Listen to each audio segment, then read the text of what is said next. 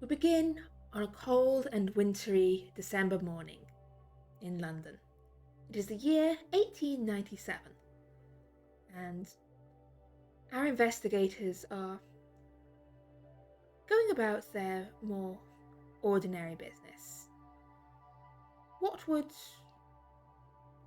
John be doing on a morning like this? Is he at work? Is he at the society? Or is he still at home? He would be after our adventure. He'd be back at work at the library, catching up, getting an early start. So yeah, you're there in work, making an early start. You've had to do a bit of extra work since the sad demise of your assistant librarian who melted. May he rest in... Wait, where did you put him again? Oh, the body pit. Yes. Yes. As is traditional to dispose of one's long-term friends, you threw him in a pit with an eldritch abomination. Yeah. Yes. But yeah, with him gone, you have been picking up a few little extra work. But this morning, your work is disturbed by basically like a messenger, like a runner messenger who's kind of standing at the front desk of the library, like peering around at all the books and the high shelves. Hello, can I help you? Yeah, I'm looking for John Graves. I believe that's John Greaves. And what are you looking for him for? I've got a letter for him, sir. Well, I will be happy to take that, being John Greaves himself. Oh. Thank you. Here you go, sir. And is it appropriate at this point to give him a tip for having delivered the message? He seems to think it would be. He's holding out his hand. I'm sorry, I don't have any other letters for you to take, but here, take this. And I give him a pound. A penny, you mean? Let's not ruin the economy here. Give him a halfpenny.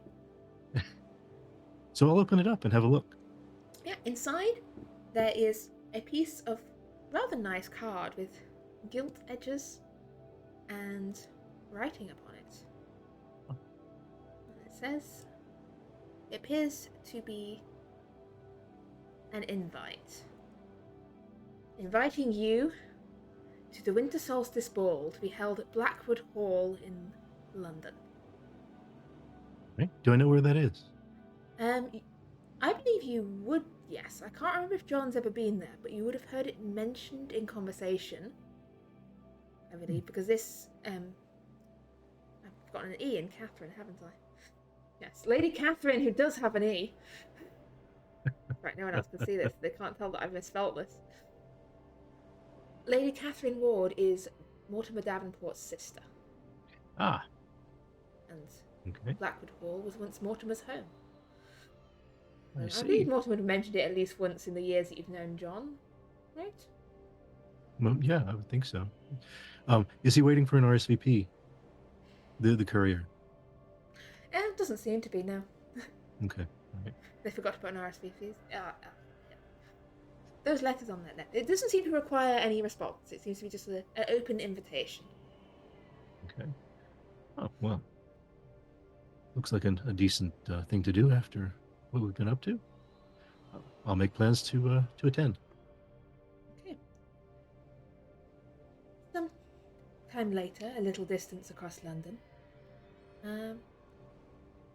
Maximilian, what might you be doing on a morning like this? Where would you be? Well, Maximilian being let's call it a little older by now, would probably just sit in a cafe somewhere and just spend some time reading news or anything that might strike his fancy at that point. Okay, so as you sit in a cafe somewhere, at home, on your doorstep, a letter lands. Well, that's a great place for that letter to be. You will presumably receive it when you arrive home and learn of this. I suspect so, unless somebody takes it. Yeah, you're gonna have your own little adventure. It's like, I didn't even know. No one invited me to the party. I don't know of anything. Yes. How about you, Amos? What are you up to at the moment? Well, I'm at the LES. I'm with Gregory, who I do a lot of the accounting. He does a lot of the writing, and he's learning from me. And I'm happen to be working on our books at this particular juncture. It doesn't ever hurt to have a couple complimentary crumpets at the LES. Yeah, so you're at the LES. Is anyone else, Mortimer, are you there or are you elsewhere this morning? I think this time of the morning, Mortimer's probably just at home in front of the fire, just relaxing, probably reading a completely innocent book, just checking the pages, that sort of thing, nothing. Okay. So yeah, Amos, you're over at the society. It's just you and the servants there at the moment. Who come and offer you tea and refreshments. Oh, thank you so much. You're so kind. No problem, sir. The maid gives a little bob curtsy. Just ring the bell if you need anything more. Oh, I don't James want has to take told up us to more take very good care of you, sir. Well, you're doing a wonderful job, and I really appreciate you. I don't mean to be a bother. Oh no, not a bother at all. You should have seen some of the things we've seen. Anyway, I'll leave you to it, sir. I've heard some of the stories. Something about cheese, czar, and I have like some of the more basic documents with me, and I'm just kind of like, oh yes, ink. Buy a lot of ink. Yeah. And then after a moment, actually after a short while, the maid returned, saying, "Sir, a messenger at the door came looking for you. Apparently, the people at your accountancy agent sent him here. With a letter for you." Okay. I kind of like open it best I can, and invitation to damn. Keeper, would I know, since I'm expecting my daughter to come visiting, would I know if it would be rude or untoward to take her to the like, how is that like social function? I think in this case, the longer and more full form of this invitation does say you may bring Okay. Bring friends. It seems to be a very Okay. open invitation. It's not exactly normal for a society event. This seems very much more of a kind of, you're cordially invited, and also, bring along any other people you might find along the way. Okay. Well, But in much more flowery Victorian language. understood. As I did say, I need to get out more, and after crushing John Greaves at chess 7 times in a row, I probably do need another hobby, so I suppose I shall go to this social thing.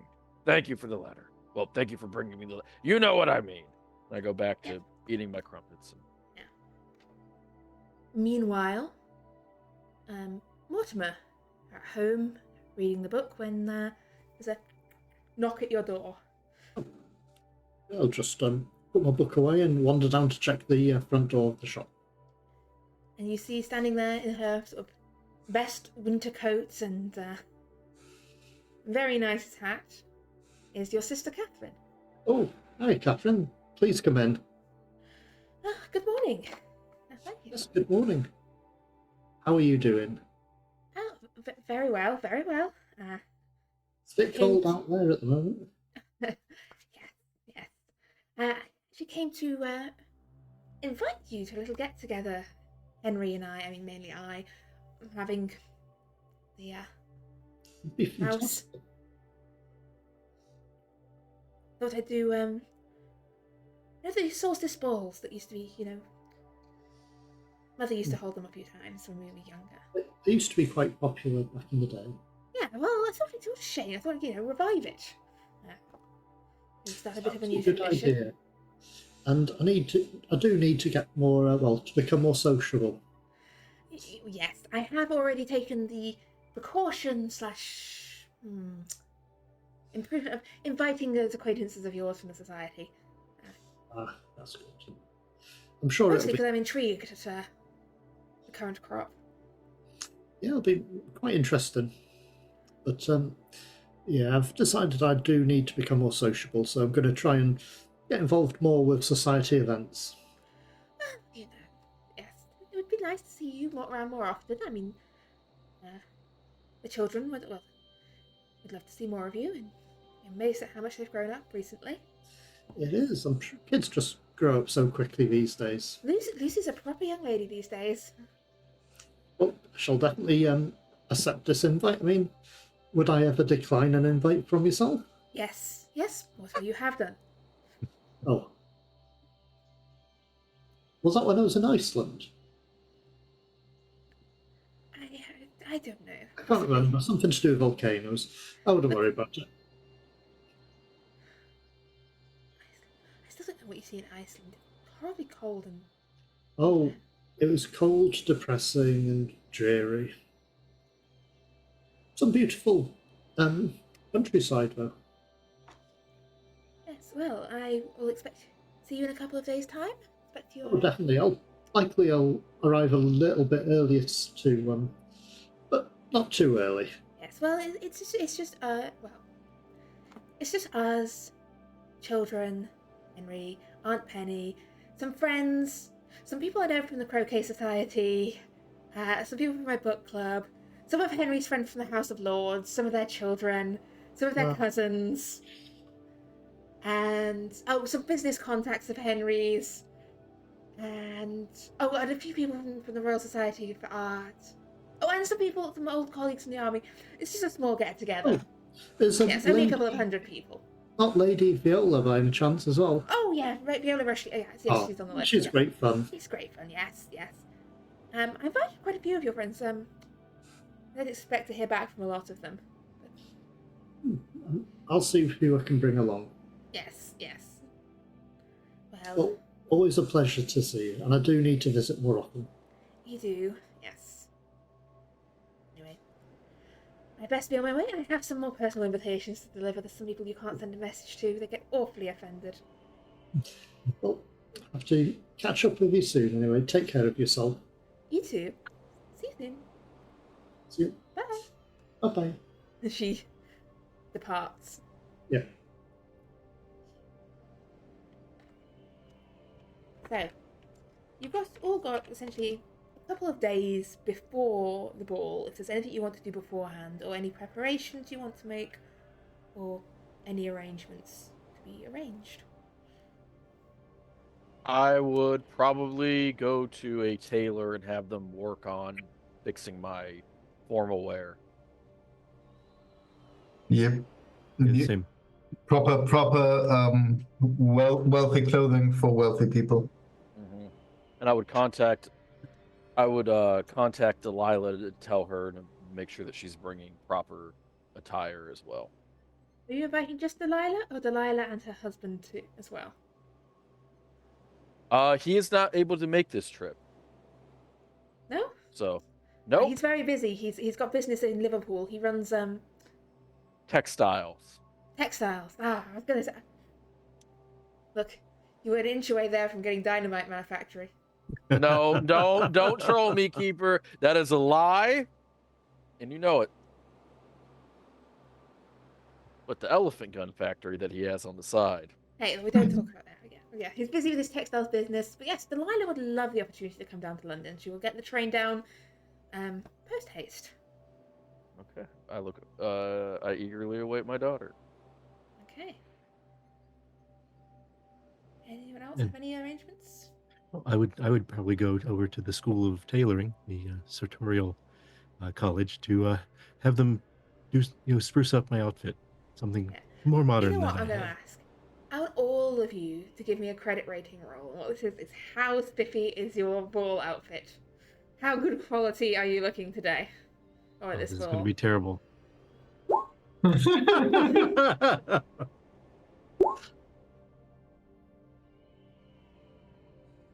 Although I would be willing to spend. Why does Maximilian have no money? I've been always roaming around the world, just spending everything on whatever. I would There spend. is nothing there. He's just talking to Okay. people and getting money for it. So for the I would spend- record, I would yes? spend the luck to get. You want to spend the I- luck to get some good tailoring? Okay. Yes. So, Well, happens.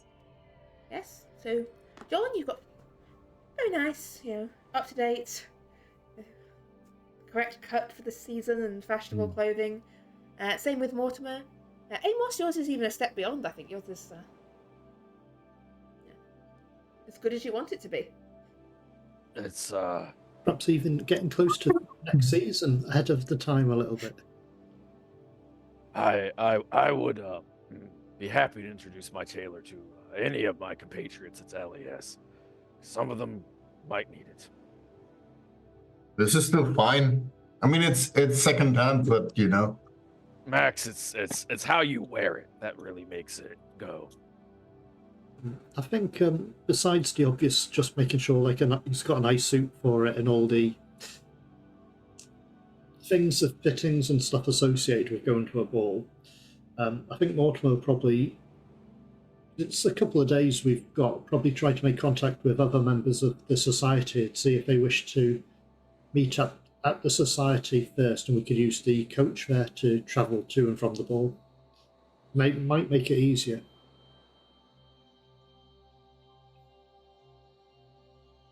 Could be an option. Yeah, it's up to you. Would you like to be arriving together or arriving separately?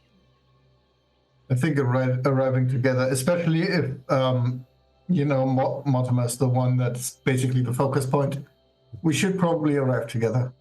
Yeah, I would want to arrive together so I could introduce my daughter to my friends. Yeah, so do you want to essentially meet beforehand at the society, have a chance to introduce your daughter? Sounds good. So yes, probably the morning of the ball, because she had a few things to finish up, and it took quite a long time to get the train down. Delilah arrives in London and comes to meet Amos at his house. She's there with steps down from the hansom cab with various bags. Delilah, it's so good to see you. Father, it's delightful. Lovely to see you. I didn't know quite what to bring to wear, so I brought Everything. 3 different dresses. That's and fine. 4 different shawls, and It's fine. I'm not It's sure what fine. someone's supposed to wear when an invitation from a lady, like Oh. a lady. She is a lady. I believe that she is a lady. Yes. Come give your dad a hug. Yeah, yes. Is it? Yeah, I suppose if you've heard from Greg at all, is he coming? The last time I saw your brother, I won't repeat what he said, but he did tell me to perform an act upon myself, which is physically impossible. With a brick. So, no, I haven't heard from him in a while. Wait, Father?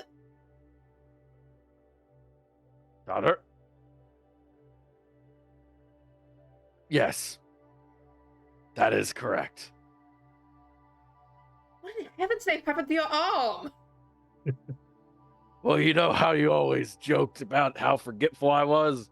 Well, your daddy lost an arm is how forgetful he is.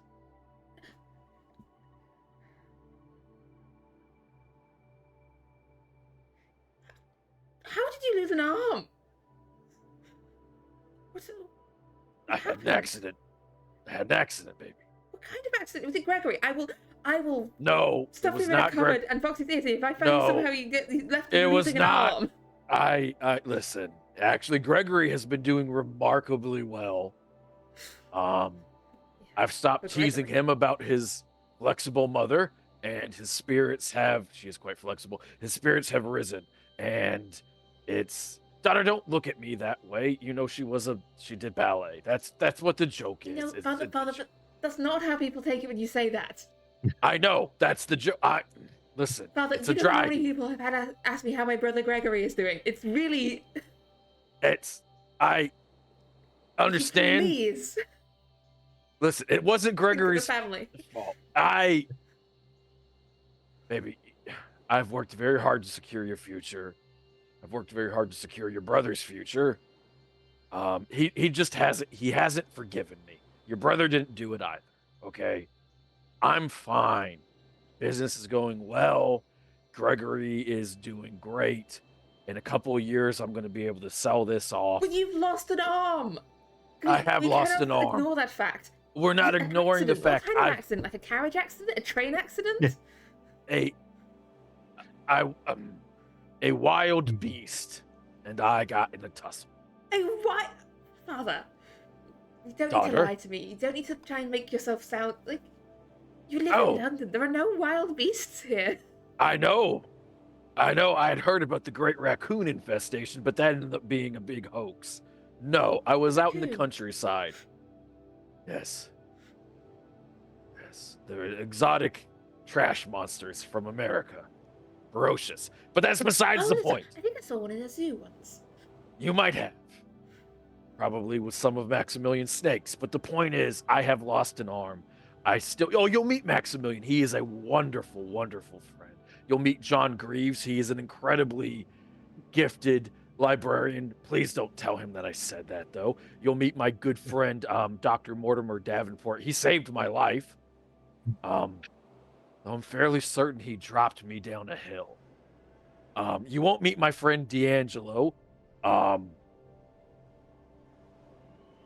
I don't know where he is. None of us actually know where he is. The last time we saw him, he said something about leaving all of us crazy people for quite some time. It doesn't matter. He's a writer. He's eccentric. But the point is, I am still alive. You're doing well. There's something beautiful in that. Father, up until this point, I had no doubt that you were still alive. But Well, now you I'm have no deeply doubt that I'm still alive concerned. now. Why are you concerned? I'm here. Look. Right. Well, yes. These friends of yours. Yes. Give me time to change, and then Yes. you go meet them. Also, I need to say they are good people. They are a little strange. They're just a little eccentric. That's all. Right. A little. Baby, it's going to be fine. Look, you have to promise me something though, okay? Your brother Craig, he doesn't work in a nice part of town. You can't go visit him.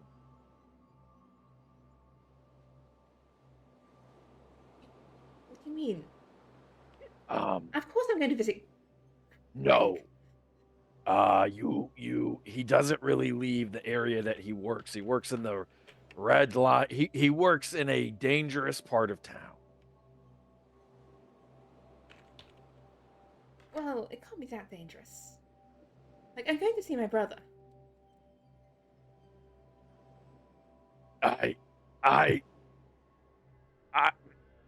If I tell you no, you'll just go and do it. If you're going to go meet him, it's going to have to be where he works. I'll bring Maximilian with us. Maximilian can keep us safe. And honestly, he is one of the few people I would entrust your safety to. He is a damn good man. Well, I look forward to meeting him. He is wonderful. Give me just an hour or so to prepare. Yes. Go say hi to Gregory. You know he misses you. Right. I'll be back soon, Father. Yes. All right. I'm going to sit here and look as dashing as I can. Yes. A while later, she returns downstairs. I think the blue dress. I think this. Look. Well, it's a little bright. It's one of Peter's new fabrics, but. Darling, if anyone says anything short or mean about your dress, I will backhand them. Well, that's the reason I quite have so many dresses. He insisted I have a dress for every day I'm in London. so that in case anyone admires the fabrics, we can, tell them where to place an order. Yes, I do love making money, so yes, that is certainly what we will do. But look, let's make our way to the society, don't you think? Yes. Yes. Oh, also, Right. when you meet John Greaves, I don't need to give you the context for this, but please bring up 7 chess games. Just do it. It'll be fun. Of course. Right. Is this some kind of accountancy society? You never were really quite clear in your letters. It's the London Esoteric Society. What's an esoteric when it's at home? No one knows. That's what makes it so much fun. Right. Well, lead the way. Well, the carriage is right there, darling. Oh yes. Yeah. Well, Literally in front of you. All right. climbs into the carriage. I very slowly climb into the carriage. She still keeps shooting confused glances at your missing arm. Now she's noticed. Like it took her a second to register it, but now she. Stop staring at my lack of one arm. It's It's not going to grow back. no, it's not. Probably. So yes, you make your way over to the society. Are the rest of you already there before Amos and his daughter arrive? Yes. Very likely, yes. Yes. I would have probably moved over right after visiting the tailor. Yes. This is probably a couple of days after the invitation first arrived. Yeah, you were all there, sort of waiting, probably having like a pre-ball either cup of tea or drink a glass of wine, depending on how you want to prepare for your ball.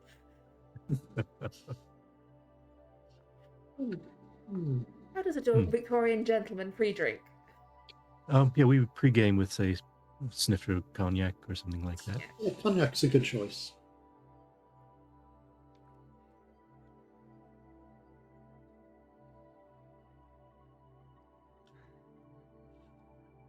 So yes, you're in the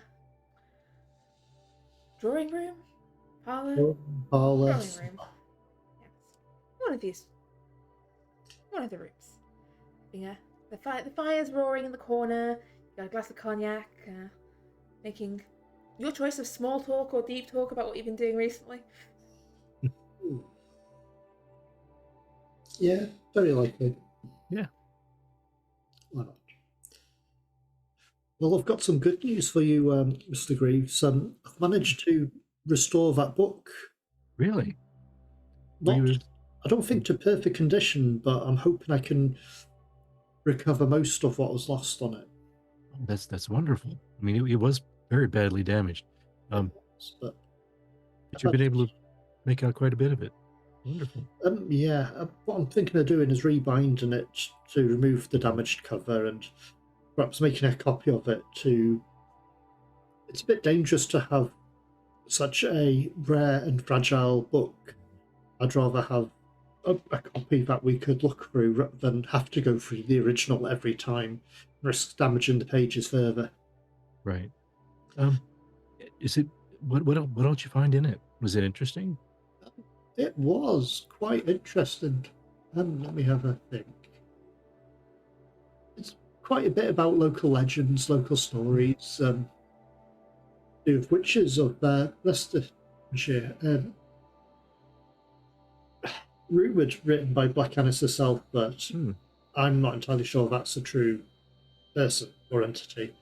But there's traditional things, and it was relating to the dragon, about how to wake the dragon from stone and how to seal it back in stone. There's bits and pieces. There's one which referred to summoning Black Annis, but I'm concerned the effects of the spells aren't always what you think they are.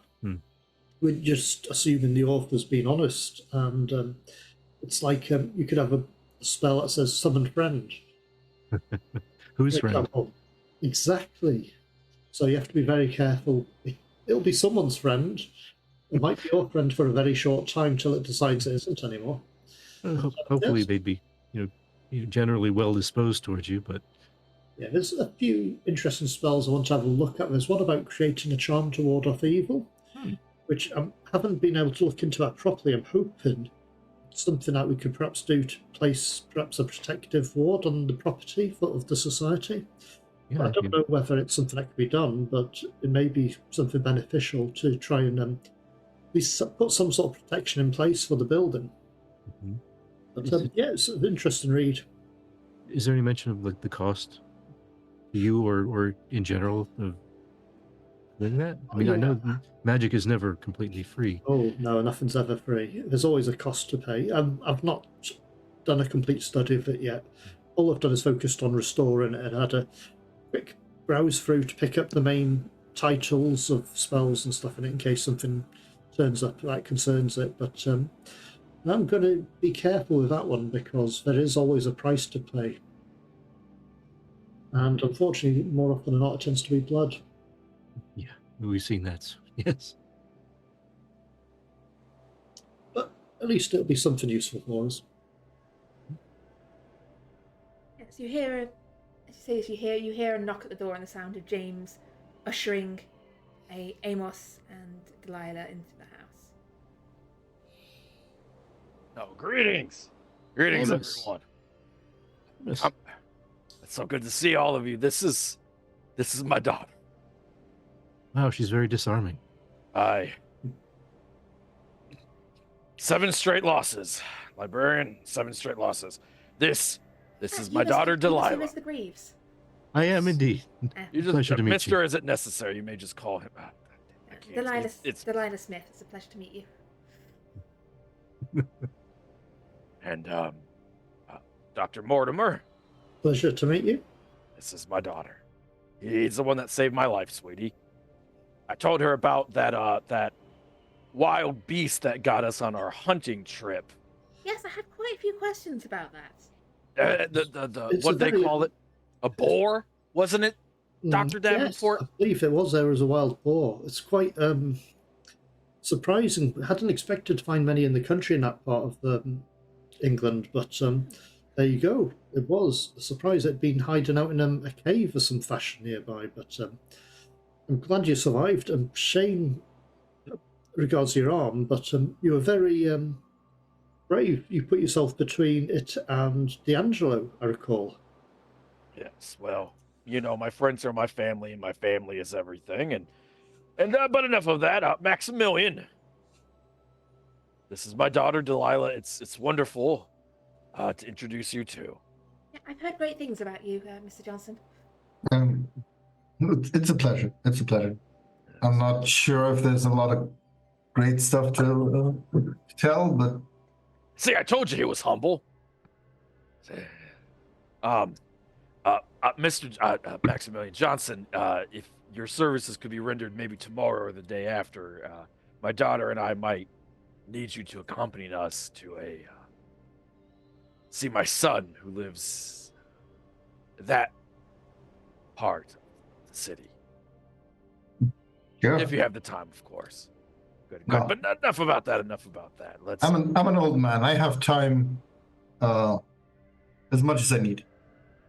You're very kind. You're very kind. See, honey, these are most of the members of the Esoteric Society. There are a couple that aren't here right now. D'Angelo, the writer. We don't really know where he is. I mentioned that. And then the nice young lady who owns this house. She is on her honeymoon in was it Egypt? I think it was Egypt, right? I think that's what you Yes. said, yes. Yes, Egypt, of course. So, but yeah, this is the bulk of us, and I do the taxes and the accounting and whatnot, and in return, they let me sit here and eat their crumpets. It's a lovely place. As far as I'm aware, there's technically still others, but I haven't seen any of those in all the years I've been here. Yes, according to the books, Morgan McCrashley is still, I believe, actually most of the former members of her, because a lot of them aren't officially recorded dead, so people like Franco and, like, Maddie is missing presumed dead, Franco is missing assumed dead, Lady Irene, I believe, as well. Lady Irene, yeah, is places unknown, same with Lottie and Maxwell, and There's a lot. Yeah. Ignatius is confirmed dead. Oh yes, it is a historical fact that Ignatius is dead. As is Augustus, I think, right? Yeah, Augustus is also confirmed dead. Also confirmed an absolute legend, but yes, also dead. Johann is definitely not dead. It's just, you know, Just abroad. completely sane and alive and at home. Yes. Return to Germany. Yes. Yeah. Oh, Dr. Mortimer.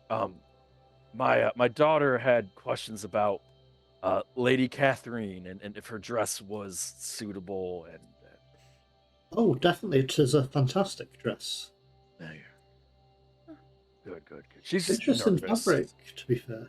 Oh, like it's a new one from my husband owns a textile factory up in Liverpool. I can tell you all about it on the way over if you like. Oh, If feel you're free. interested in any samples, No, baby, we don't sell the stuff to the society. but it looks absolutely. I know a fabric that looks absolutely dashing on a waistcoat for you. Ooh, I may take you up on that. But yeah, we could talk on the way. She kind of leans in and whispers to Amos like, "Sale's a sale." God, I've never been prouder of you, actually. Oh well, I think it's about that time that we get going. Yeah, it's probably best we take the society's coach. You see a tear well up in Amos's eye. Something's in my eye. Oh God, so dry.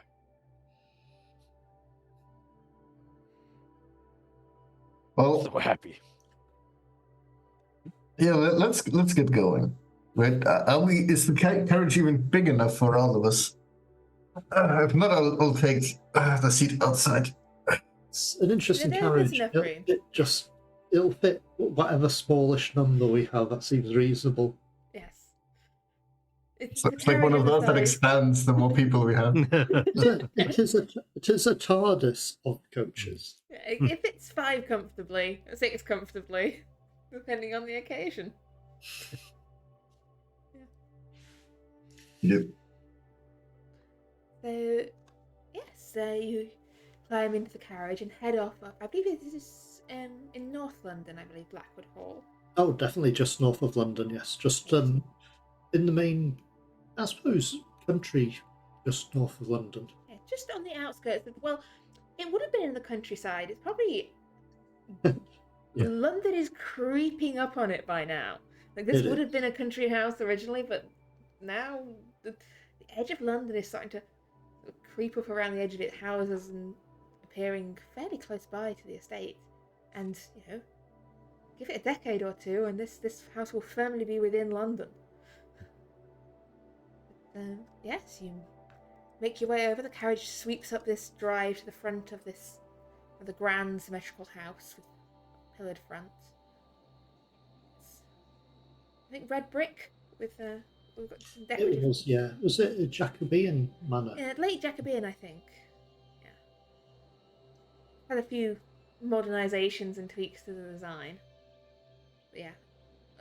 So early appearance of classical architecture we're talking here. I believe there's a nice lake or something just in front as well, a small lake. Yeah, you've got a lake, you've got gardens. There's a bit of a knots garden off to one side. And the lights are all lit, shining in the house, and there's other carriages sweeping up and people getting out and ushered in by servants through this grand portico towards the ballroom beyond.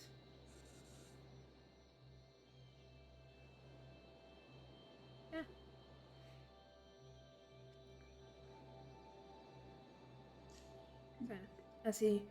As you make your way up, carriage door is open for you. There's gravel, there's light shining. There's it's a very cold evening. See people there in their coats and things, making their way up to the door. There's probably even a slight little bit of frost on the ground. Winter's here now. Mortimer! Mortimer! Pleasure to meet you again. Glad you could So make well. it. Yes. Looks like These it's must going to be be a busy society. party. Yes, these are my friends. I don't believe you have met these before. No, it's been a while since I had any society members at one of my events. I believe last time I came here it was Morgan McCrashley, Miss Carter, Yes, the gentleman and with the face, yes. Franco Bernice. Ah, yes, I remember them. But anyway, these are Maximilian Johnson, an old friend of mine from the East, strangely enough, in the more military days. Mr. John Greaves, a librarian of some skill, and Amos Thompson here, and who's an accountant of quite considerable skill, and his lovely daughter here, Delilah. Pleasure. Come in, let me make introductions. Oh, this is Lady Catherine Ward, my sister. I should have mentioned that, but I suspect everyone realised that. Yes. My husband Henry's off talking politics. You know how he is. Not politics again. Oh, Well, So, yes, let's get into the warm. yes, and I'll go find Lucy and David. They'll be It's great to Can't see wait you. Yes, come in. And she guides you into the hall. The ballroom's lit. There's music playing. There's like food. There's drinks. There's people milling around in rather stunning looking gowns. Let me just double check what 1897 fashion where we are with sleeves and bustles at the moment. Okay, we're in big upper sleeves, narrow lower sleeves, and fairly bit of bustle on the skirt. This is the era of wildly changing sleeve proportions. Fashion changes so much. Yeah. So big shoulder sleeves are in at the moment. So there's a lot of puff. Well, let's be sociable and see. Okay. Yeah. So as you enter the hall to intermingle, you see a lot of people. Like, Catherine's idea of a small gathering is a lot of people. It is legendary for not being small. Yes. You see some people that you have met before under various circumstances. Over by the piano talking to the musician, you see Lady Viola Rushley, who Mortimer met on the Orient Express. When he was a bit struggling with sanity, actually, as I remember. Yes, he seems to be talking to. Actually, you recognise Frederick Leighton, the artist. You ran into him at the Royal Society once. Over one side, you see. Actually, someone over the other side of the room. You see someone that Amos you would recognise. You see. Well, when you last saw her, she was Miss Theodosia Holcomb. You see Mrs. Theodosia Plum and her husband Gerald, the imposter who you helped pay off her little blackmail mission. He's over on side, drinking and talking with various other young members of the upper classes. There's both a lot of old landed gentry here and a fair bit of new money. Sort of businessmen. Maximilian, you'd recognise your employer / patron, Mr. Theodore Holcomb, the owner of the Pacific Club. He is there, milling through the crowd. And I think anyone else, the rest of you would all recognise. Ernest Chillingworth, the artist. That's where you ran into in Bath. He is there. And were any of you there for the incident on the boat?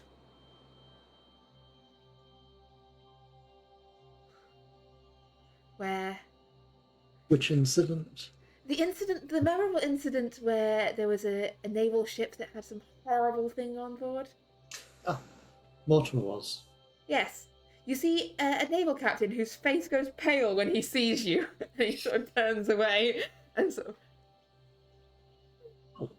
shuffles off through the crowd. Yes, I believe you still have a good deal of rum in the cellars that was a gift from him. Yes, I'm just going to check if I've made a note of his name. Yes. But yeah, everyone is sort of milling around. If there's anyone in particular you want to talk to, go for it. Or if there's any kind of, are you just trying to like converse, enjoy? I'm going to. Feel? Oh, good. Just light conversation with people as I meet them, because most of these people I don't know. I would like to go speak with Theodosia. I think Mortimer will probably try and slip away briefly to see his nephew and niece, because I'm not sure whether they would be a tenderness as such. They would be. Lucy will be. She's 18 now, and I believe her brother is only. David is only a couple of years younger. Yeah, just a year, so very likely they might be present. They should At be least present, at the start. but you can't see them. They're not currently in the room. Hmm. But they should be here. It should be. I'll probably wander towards Lady Viola. Okay, so you're going to Lady Viola. Amos is going to talk to Theodosia. John is making small talk. And Maximilian, is there anyone in particular you want to talk to, or just? I mean, I will definitely talk with my employer / patron for some small talk, but we see each other regularly. Yeah. And He's then heard all of your stories at this point. And I will just maybe use his knowledge of the others around about who might be the best people to talk to entertain, who might could use a little adventure, who like that sort of story and would then go and do the usual. Yes. Richard, this was the fellow I was talking about, the adventurer who comes to the club. He has such excellent stories. You should hear him tell you the one about the tiger and the what was it? The tiger and the Oh, you know the one I mean. Yes, that one. I think so. Yes. I mean, there's plenty of tiger stories, but there's only one where the tiger ends up in my tent. Yes, that one. Yes. Excellent one. Yes. Yeah. It's not a particular funny way to wake up in the morning. Excellent raconteur. Really livens up an evening. Maxwell, this is Lord Richard Gladstone, a friend of mine. A pleasure to meet you. Yes. And he starts making introductions to various gentlemen around who have an interest in hunting and tales of daring do. I will dispense as many as necessary with varying degrees of truthfulness. Okay. Meanwhile, Mortimer, you see Lady Viola. Lady Viola. Nice to see you here today. Davenport, wasn't it? It was, yes. Yes. Last Englishman, a Scotsman, and a German walk into a train bar. Oh yeah, I've heard that one. Yes, I remember you. Yes, You played piano, I believe. I did. Yes, it was a memorable journey, that one, wasn't it? It was. It's a very Yes. yes, memorable is certainly the word. I stopped in Constantinople for some time. Yeah, did you find what you were looking for there? Some had just needed some rest, which I think I found some rest and then returned. Well, I can't say. Look, you don't look too rested. You need. You look like you need a holiday. Don't we all? Have you been anywhere interesting recently? Oh yes, actually, I have been. Just got back from a tour of Europe. I did Vienna, Paris. And she starts listing off various holiday destinations. She seems to essentially live her life on permanent holiday. She does. That's why I knew it was a good one to ask about. A friend of mine is currently on her honeymoon, I believe, in Egypt. Oh, Egypt, lovely. I went on a Nile cruise a couple of years back, just up and down the Nile. Quite a bit of sand, Pyramids. though. Yes. It was, apart from the murder, it was delightful. You had a murder on the Nile? Seems to happen wherever I go. The most unexpected places, people always seem to end up dying. It's a very good point. I didn't expect anyone to die in the Orient Express either, but it happened. No, well. One hopes that tonight we'll have better luck. Yes, I need to visit Venice. Venice will be a Yes. good one to visit as well. Yes, that's I'm planning on going there this spring. Yeah, might be interesting. But I'm just going to mingle and see who I can introduce myself to. I've promised my sister to be a bit more sociable than I have been. Well, it's good to see you again. I am to my sister's trying to matchmake still. You're a little young for me. The Lord Ward over there. You can have a good word with him. Okay, She and I makes shall her way go off through the crowd. find some drinks. Just have a look. Okay, as we're doing this, I want you to give me a spot hidden roll, please, and then we'll get to Amos. Hard success. As you're getting the drinks, you catch sight of some movement, sort of the corner of the ballroom, towards sort of where it leads off into the rest of the house. You see your niece, Lucy, beckoning to one of the other ball goers, another young lady, like pointing out.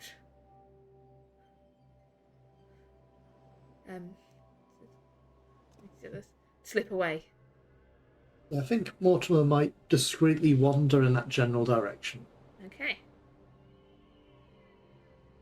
Meanwhile, Amos, you make your way over to Theodosia.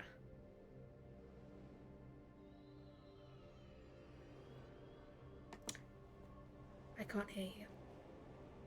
Sorry. I will wait until there's a lull in the conversation, an appropriate time to say hello. Yeah, there's a sort of gap, conversation lulls, her conversation partner sort of drifts away to talk to someone else and get another drink. Hello. Hello again. What name do we have this time?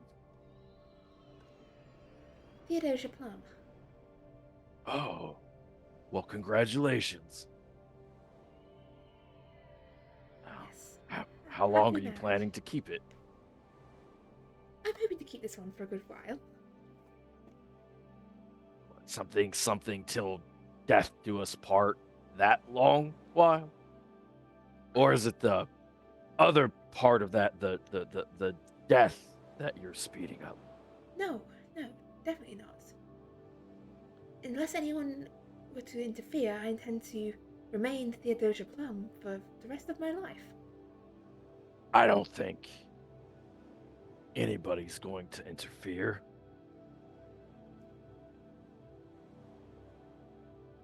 No? No, I think that respectable and sensible people know when they've hit a impasse, a standoff, where you could just this doesn't exist, where you could just break cleanly, of course. Something wrong?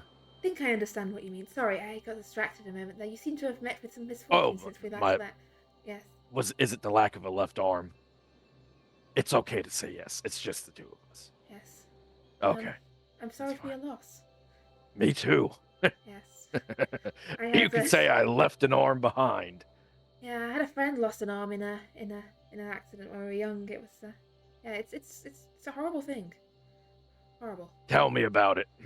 Yeah. You just how do I put this?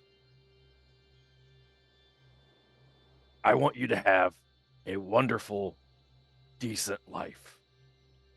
A wonderful, decent life. Look, right? I just want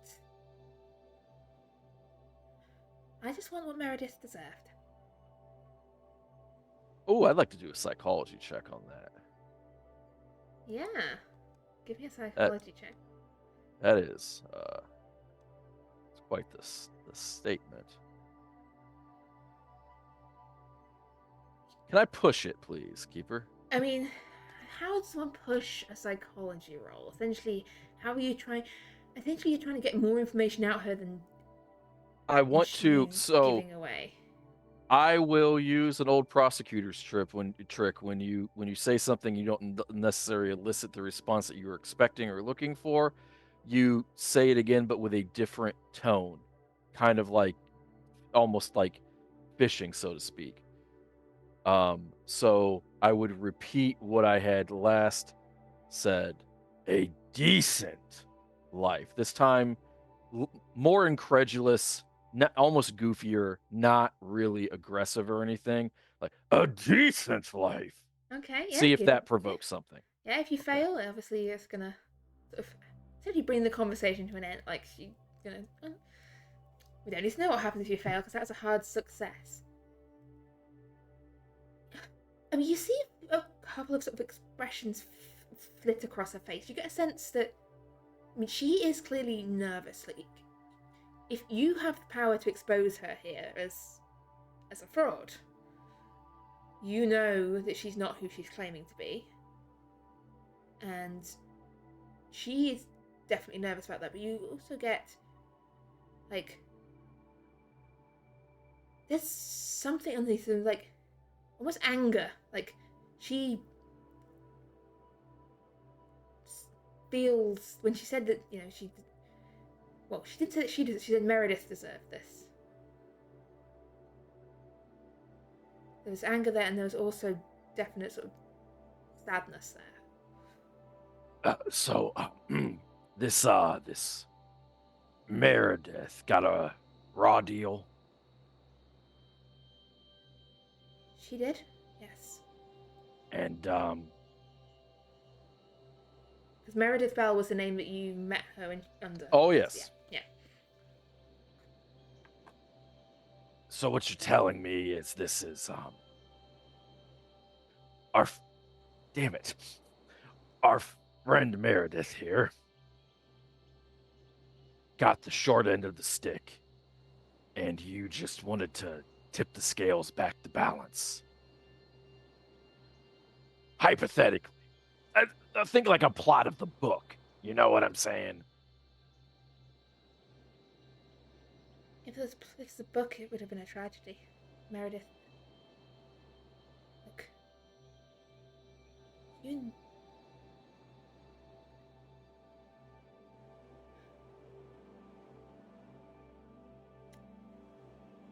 You won't tell anyone who I am.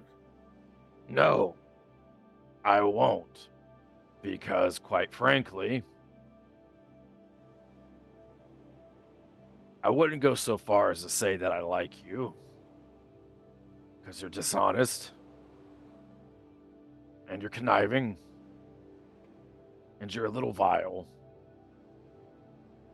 But That's the secret, you see. People like me don't have the dignity, the advantage in life to be decent. oh, We have to be spare vile me. and conniving if we want to get here.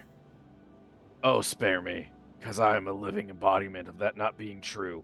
But there's a semicolon in that sentence. You don't strike me as evil.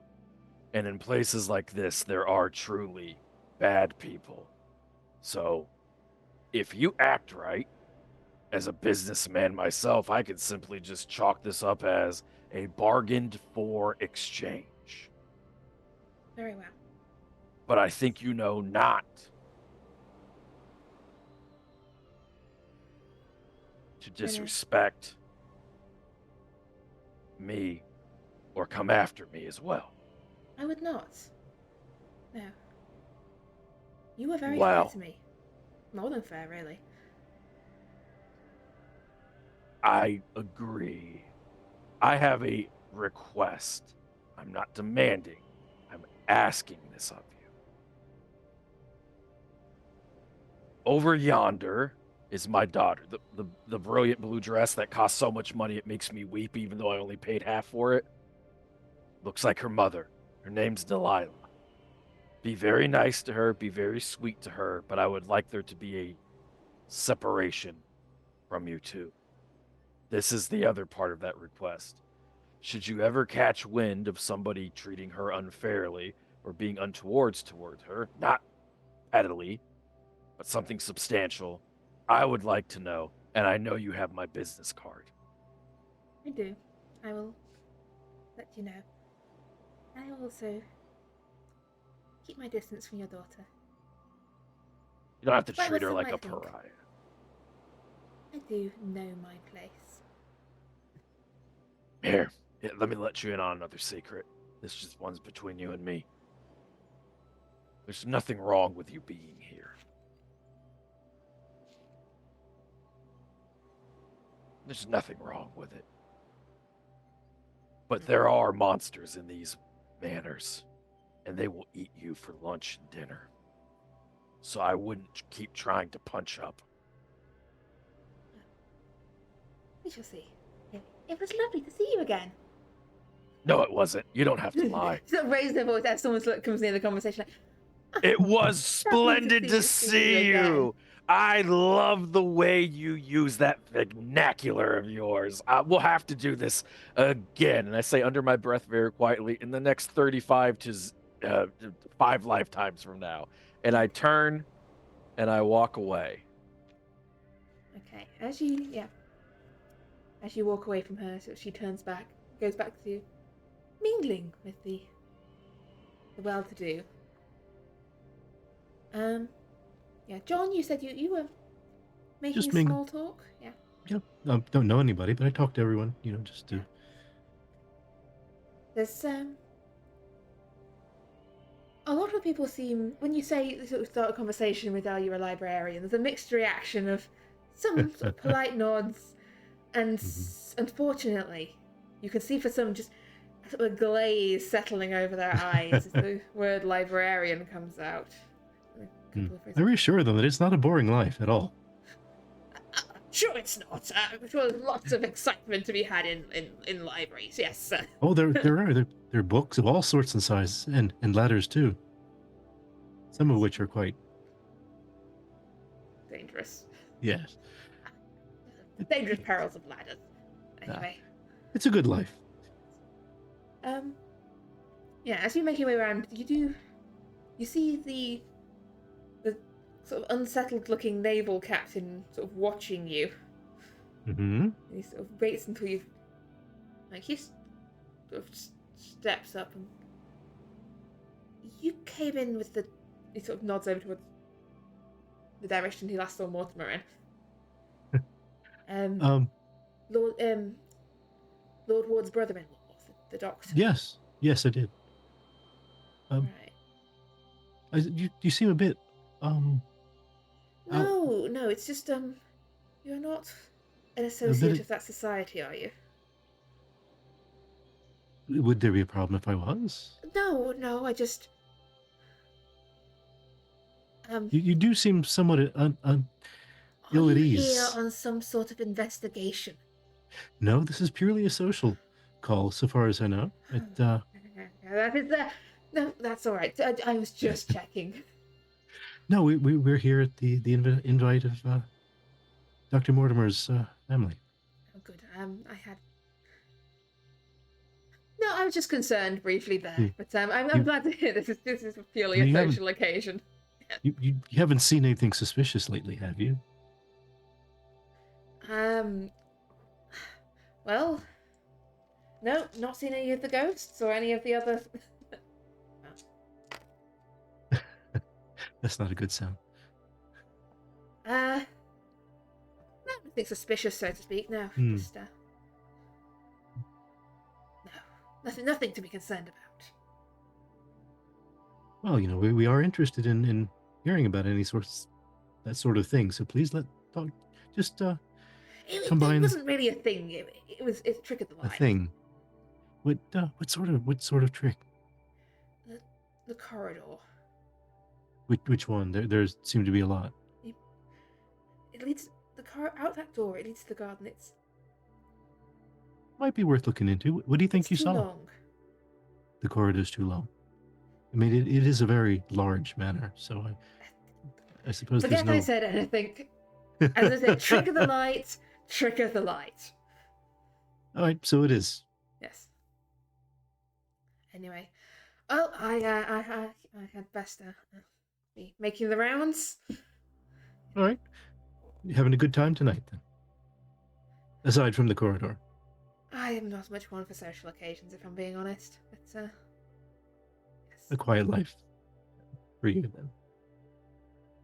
then. yes. Well, I mean, as a naval camp. No. Well, on land, a quiet life. I see.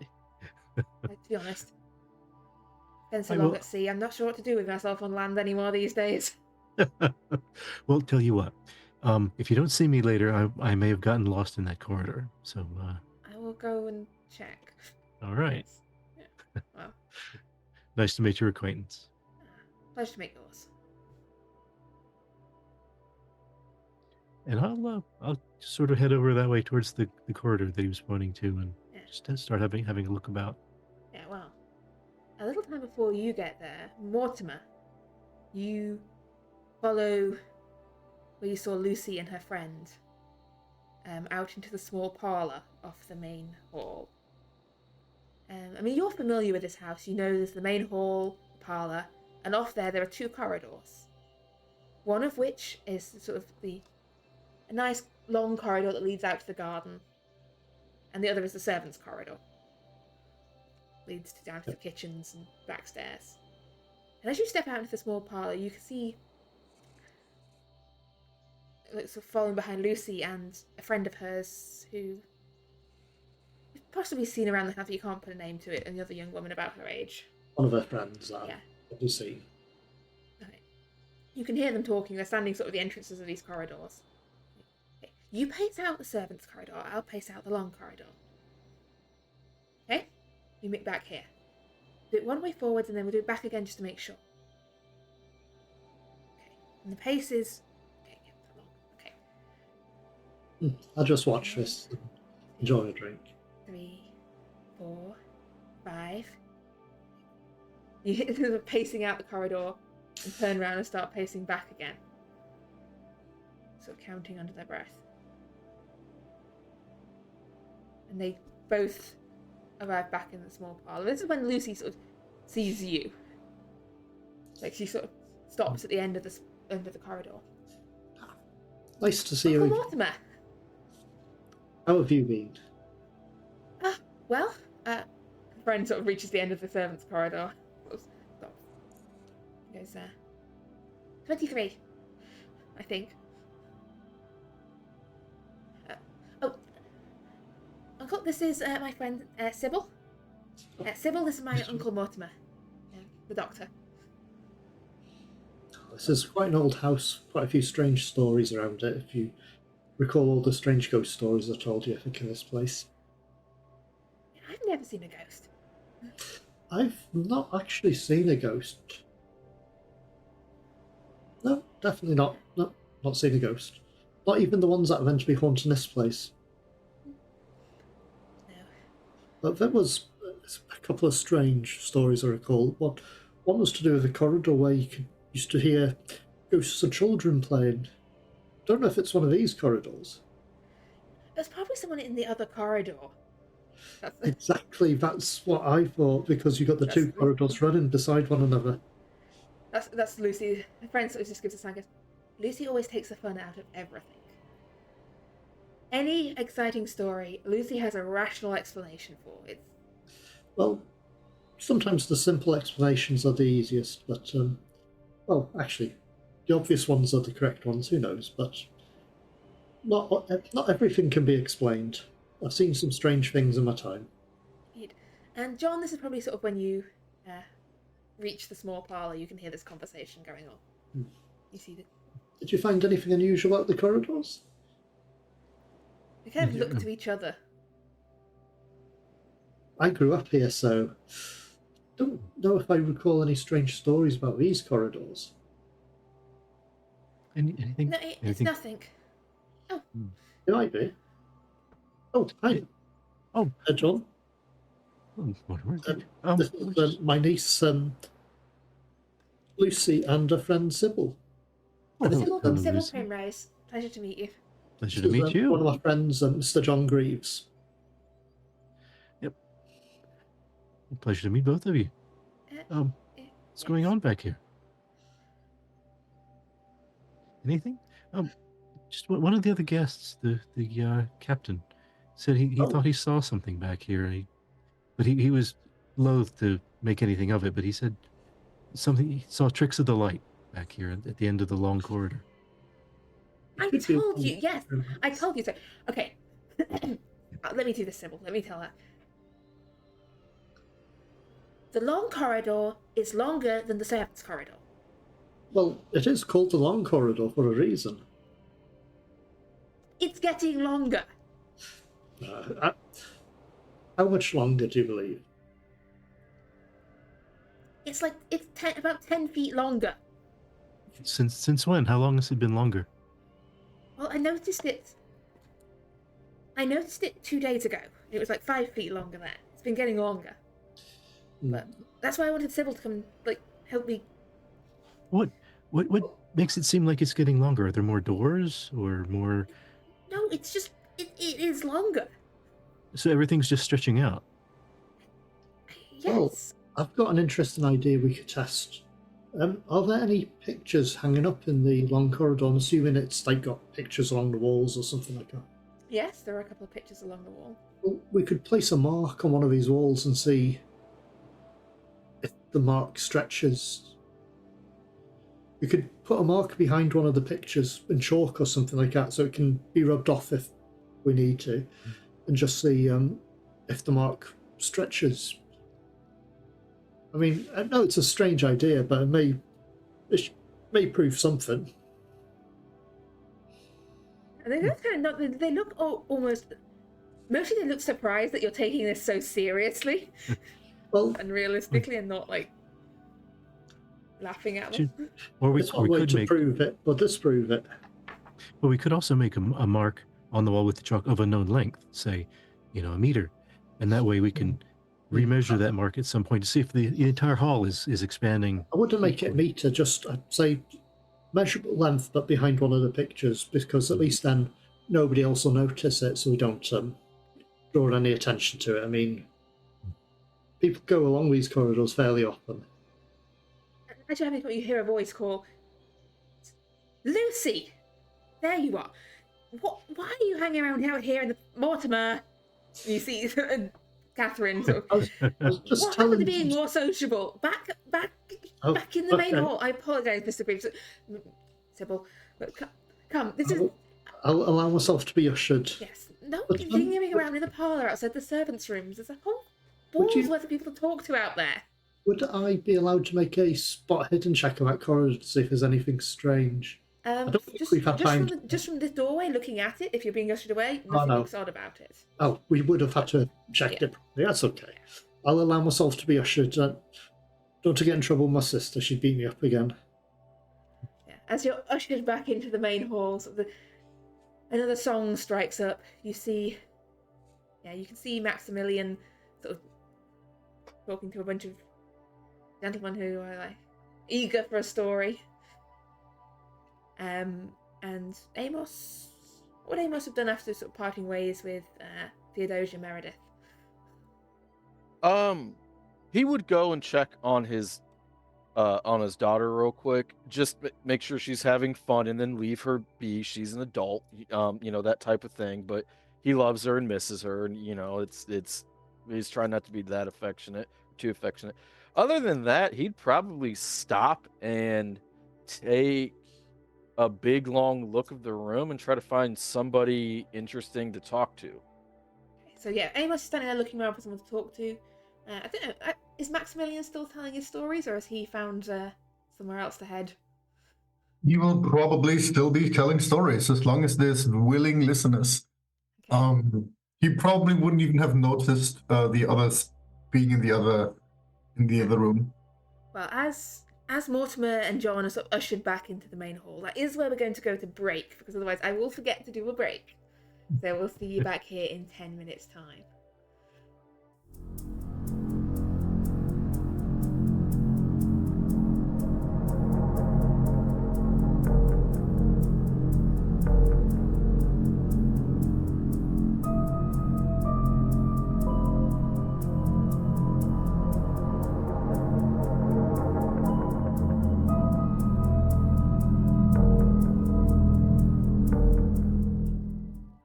So, as the ball is buzzing with excitement, you're talking to old acquaintances, new acquaintances, old friends, old, not enemies per se, but antagonistic Maybe a relationships. nemesis. Yeah. Yeah, you make you. John and Mortimer had been made aware of a concern about the length of a corridor, but other than that, things seem very peaceful. Everyone is sort of getting on with the evening. There's sort of people mingling in between the groups. If there's anyone in particular here wants to be talking with, I can't remember what you said before the break. I got very distracted. I think Mortimer would probably take the opportunity whilst mingling to sort of greet the Captain Hargreaves just as polite, just because he does know the gentleman would be rude not to. Yeah. So Captain Hargreaves, the unfortunate naval captain, sort of shakes your hand and goes, Oh yeah, we had that running, but good to see you under better circumstances than oh last we met. definitely. Yes, my sister is Lady Catherine here, so it would have been so Yes, rude of me to decline her. together, yes. But yes, it seems just a nice social gathering. It's unusual like that, but I have to get out more, and if I refuse, my sister will drag me out. That's what siblings do. Yes, indeed. Yes. And do you have any siblings yourself? Yes, and he starts to sort of go into detail about his 6 siblings. Oh. Seems happy to talk at great length about them. Oh, just being He sociable. doesn't see very much of them, but they write often. So, yeah, the ball mills on. If anyone wants to talk to anyone in particular or investigate anything in particular, let me know. Otherwise, the pleasant evening continues to be pleasant. The music is good, the food is good, the wine is good. Sorry. Go ahead. I was just going to ask if Mortimer's nephew's turned up or if he's still dawdling about as he should have been here.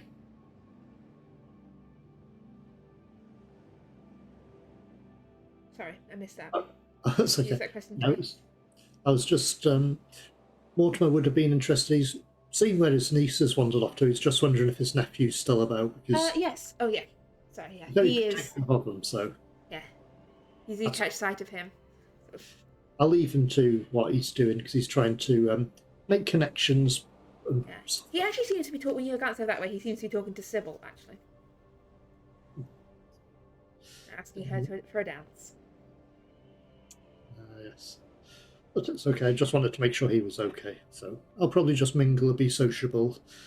Mingle with society. See if there's any women of marriageable age wandering about.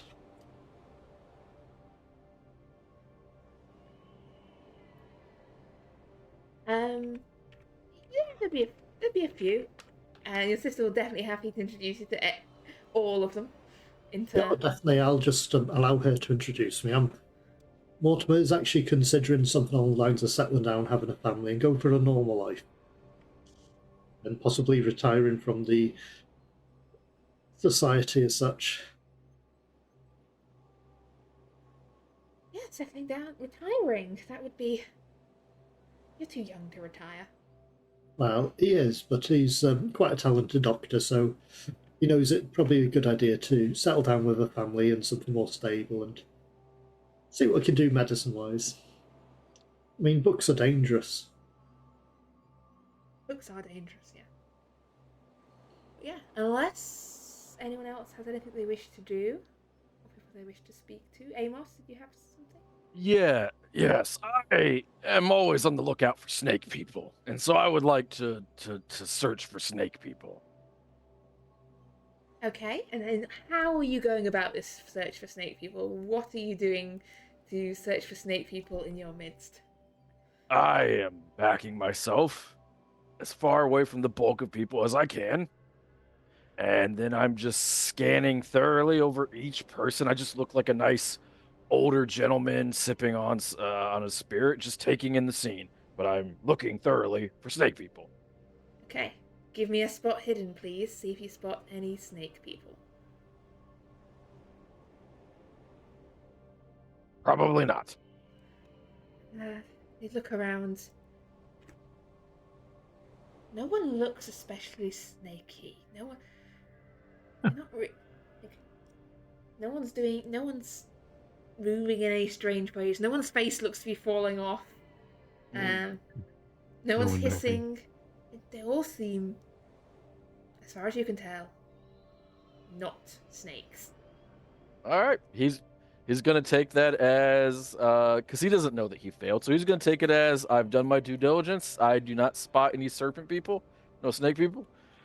So he's just gonna have a nice time and probably wander around, and maybe he meets a couple people that were old clients or something. But other than that, unless something strange happened in front of him, he's just having a good time, enjoying himself. Yeah. Yeah, you probably run into a fair few people that have been clients. Make me a luck roll, please. Sure. Hard success. Yes, you meet a couple of people who you have worked for in the past, and actually, if you're interested, there's a couple of people who would be, you can get a recommendation or two after this evening if you're after that. Sure. I probably would do that, and then I would honestly, after I do that, because he knows how to work a room, he's gonna look for the rest of his. He's probably gonna look for John Greaves, honestly, because he hasn't really talked to John in a while. Yeah. That's So you great. make your way over to John. As you're doing that, Maximilian, are you up to anything in particular? Anything you want to be doing? I don't have anything in specific right now. I've been, chatting with people. I've been promising Amos to accompany them later, and otherwise, he's just letting himself move him about how stuff goes. He's got no particular plans right now. Mm-hmm. Okay, so yes, Amos, you make your way over to John. Okay. Hey, John, how are you? Amos, good to see you. You're having a good time tonight. I mean, it's interesting things going on. Oh, I'm having a great time. My daughter seems to be enjoying herself. I settled a little bit of business. Met some clients, old clients, new clients. Always got to work the room. It's nice to get out. It's doing my heart good, actually. Good.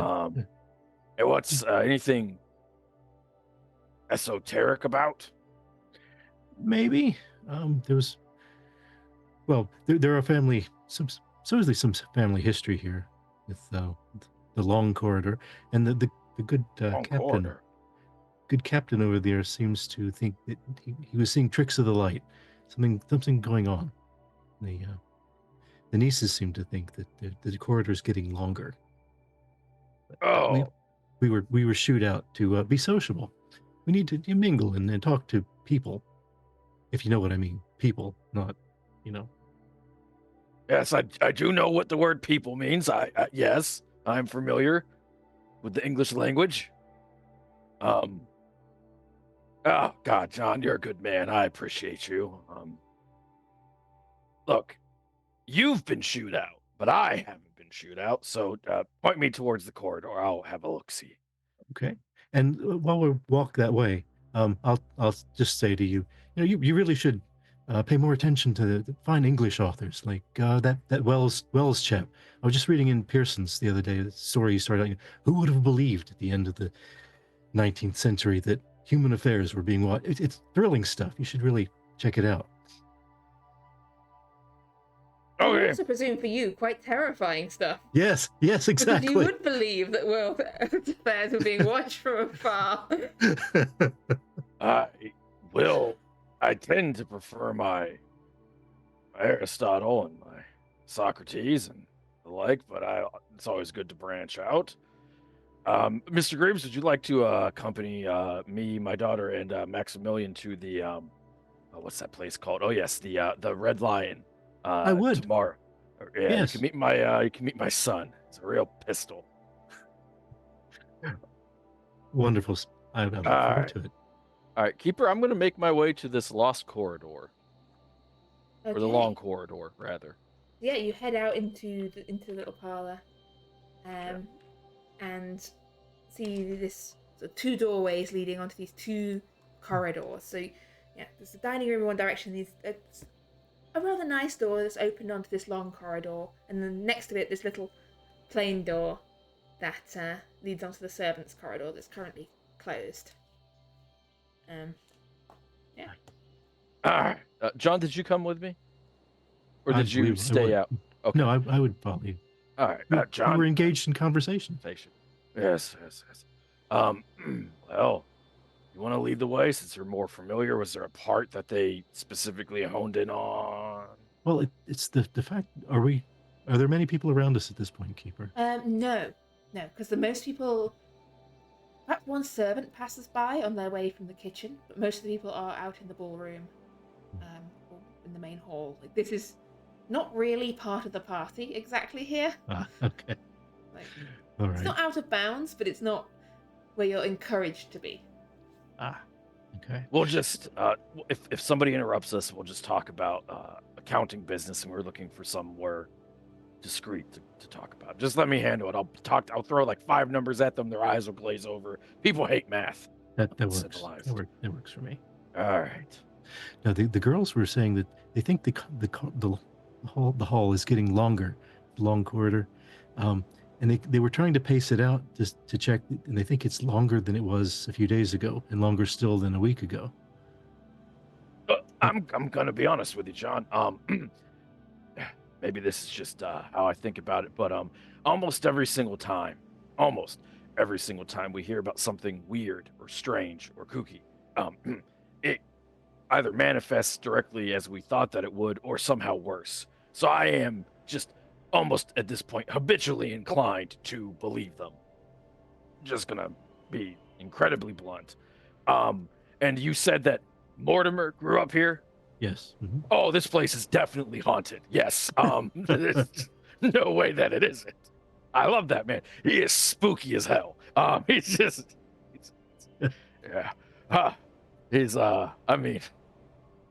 He's Mortimer. His name is Mortimer. Like, that is just a haunted name, if you will. And Davenport, I mean, it's like it's out of a Penny Dreadful. Well, if you're going to couch it in those terms, Yes, that is exactly what I'm doing. I mean, quite frankly, our lives are so strange and absurd. A dragon bit my arm off. Once that happens to you, you just don't really rule out too much shit. You know, sorry, shouldn't be cursing like that. It's probably the what do you call it? The liquor coursing through my veins. So, Keeper, at this particular juncture, I'd like to do a spot hidden and look for some haunted affairs. Okay, so where are you doing this? What are you doing here? I am going to walk this entire long corridor. Okay, so you're walking the long corridor. Yes. And I'm going to take my time and inspect it to the best of my ability. Keep your spot hidden as you pace your way along this long corridor. Could I push this roll, mayhaps? And I can tell you how I would change it. Yeah, how would you push spotting hidden things in this corridor? What? Yes. So after I walk up and down and I don't see anything strange, I go over to one corner, and then I get down on my hands and knees very slowly, of course, and I start picking at the wall.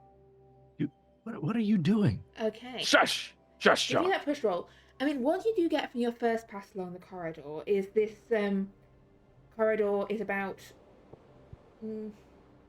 70 feet long. It's got a stone flagged floor. It's lit by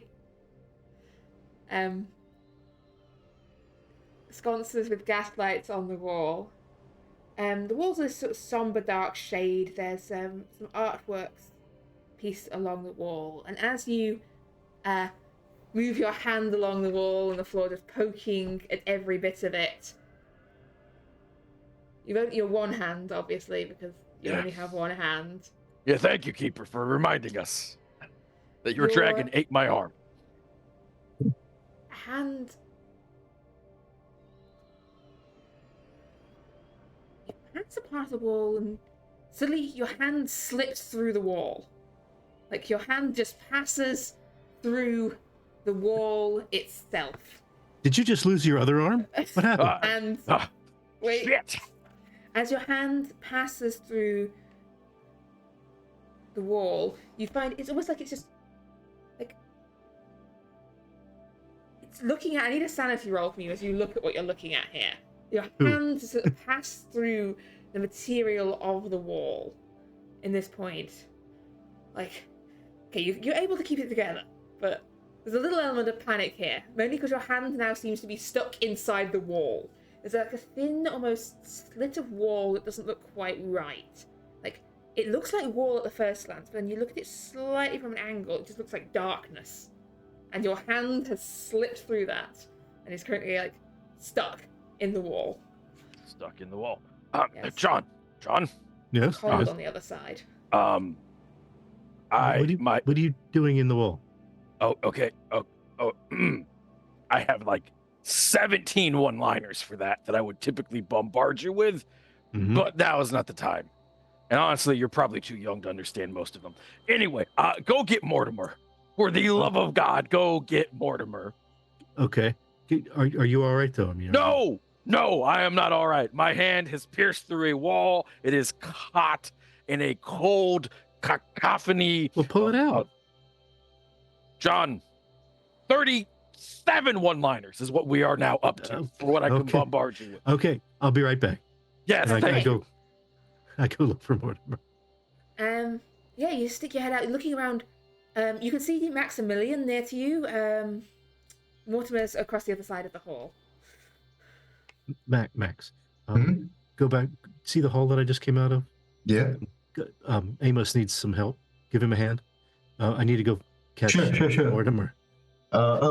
Would you excuse me for a second, and I'll go off and check what the hell Amos happened to Amos. Yes, Amos.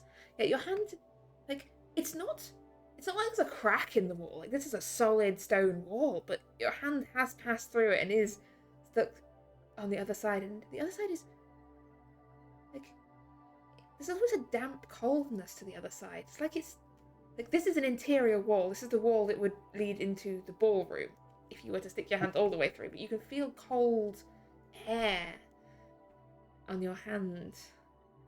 Maximilian, as you approach, you can see Amos like down there with his hands sort of wedged in the wall. I need a sanity roll from you, please, as you look and like, what are you looking at here? Great.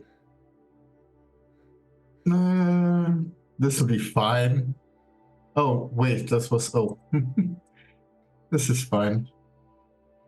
This is not fine. This is not fine. You lose a point of sanity. Great. That's half my daily limit now. Yes, yeah. This is not okay. You sort of shrink back, stare, but this strip of wall, it's not right. It's almost like it's duplicated the strip of wall before it, but the second strip is uncanny to look at. Yeah.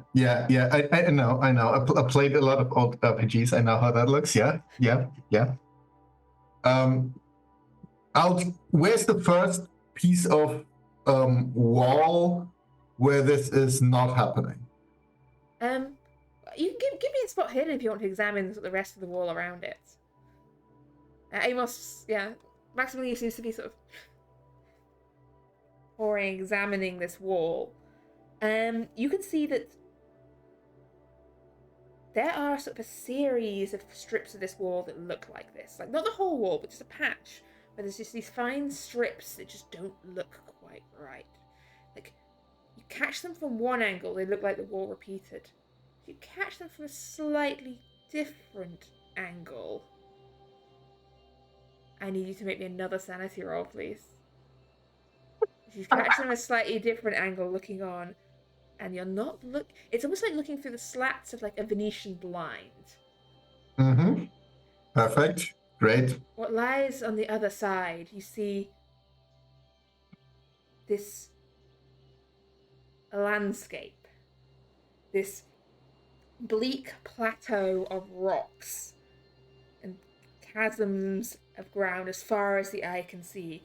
Okay. A dark, clouded sky, sort of crackling with lightning. And yeah, Amos, you sort of get this angle too. You see where Maximilian's looking. You get this sort of, so it's like the slats of a blind. You're seeing through. Mm-hmm. Could you both roll me 1d4, please? You see into what lies beyond. Amos, that's 4 points of sanity you have lost as you realise your hand is not where you want it to be. Your one hand. This is currently in wherever that is. You, Maximilian, you lose another 4 points of sanity, and I need a 1d10 from you, as we're slipping into a bout of madness, and I think we're down to 4 sanity here now. Like, Oh boy. This is going to be fine. Oh What? man, he's gonna kill me. He's gonna kill me, and I'm stuck in a wall. My brain's not good. No, reroll 5. Reroll that one. 5's boring. I should just Yeah, take 5 out reroll of that one, rotation. 5's boring. Yeah. Is 8 better? 8's better. 8's better. Part of my mind was hoping for 3, but I'm not going to force that one upon you because that would be really, really cruel on Amos. What would a 3 been? I'll tell you at the end. Aw. That would be deeply unfair. But yeah. Oh, this is ridiculous. This is. You feel this hysteric response. I'm going to give you the choice of crying, laughing, or screaming here, as your Laughing. response. It's always laughing. Yeah, laughing. Just Maniacal laughter. so. John and Mortimer, you return to the corridor to find Amos still with his hand stuck in the wall, sort of probably staring in horror at his hand, like. And Maximilian just laughing manically. Mortimer. Why have you got your hand stuck in the wall? Well, because you took me to an evil place, and I made the mistake of feeling happiness and joy and love again, and I wanted to do something good, and I'm a moron. I'm a moron is the short answer to your question. Keeper, do I need to do sanity roll myself and John Yes, Green because of yes. seeing? Are you looking? My question is: are you just seeing Amos in the wall, or are you looking and looking where they're looking? Looking at his hand stuck in the wall and seeing if Yeah, there's give way me you a can sanity pull roll, it both back. of you, please, for this the hand stuck in the wall, this uncanny weirdness of this situation. Oh, I'm fine with it. You're okay with it now.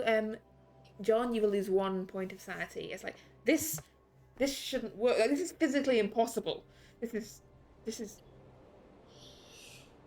is not right. Not right at all. How did you get your hand stuck in the wall? Well, I had talked with Mr. Greaves. This isn't his fault.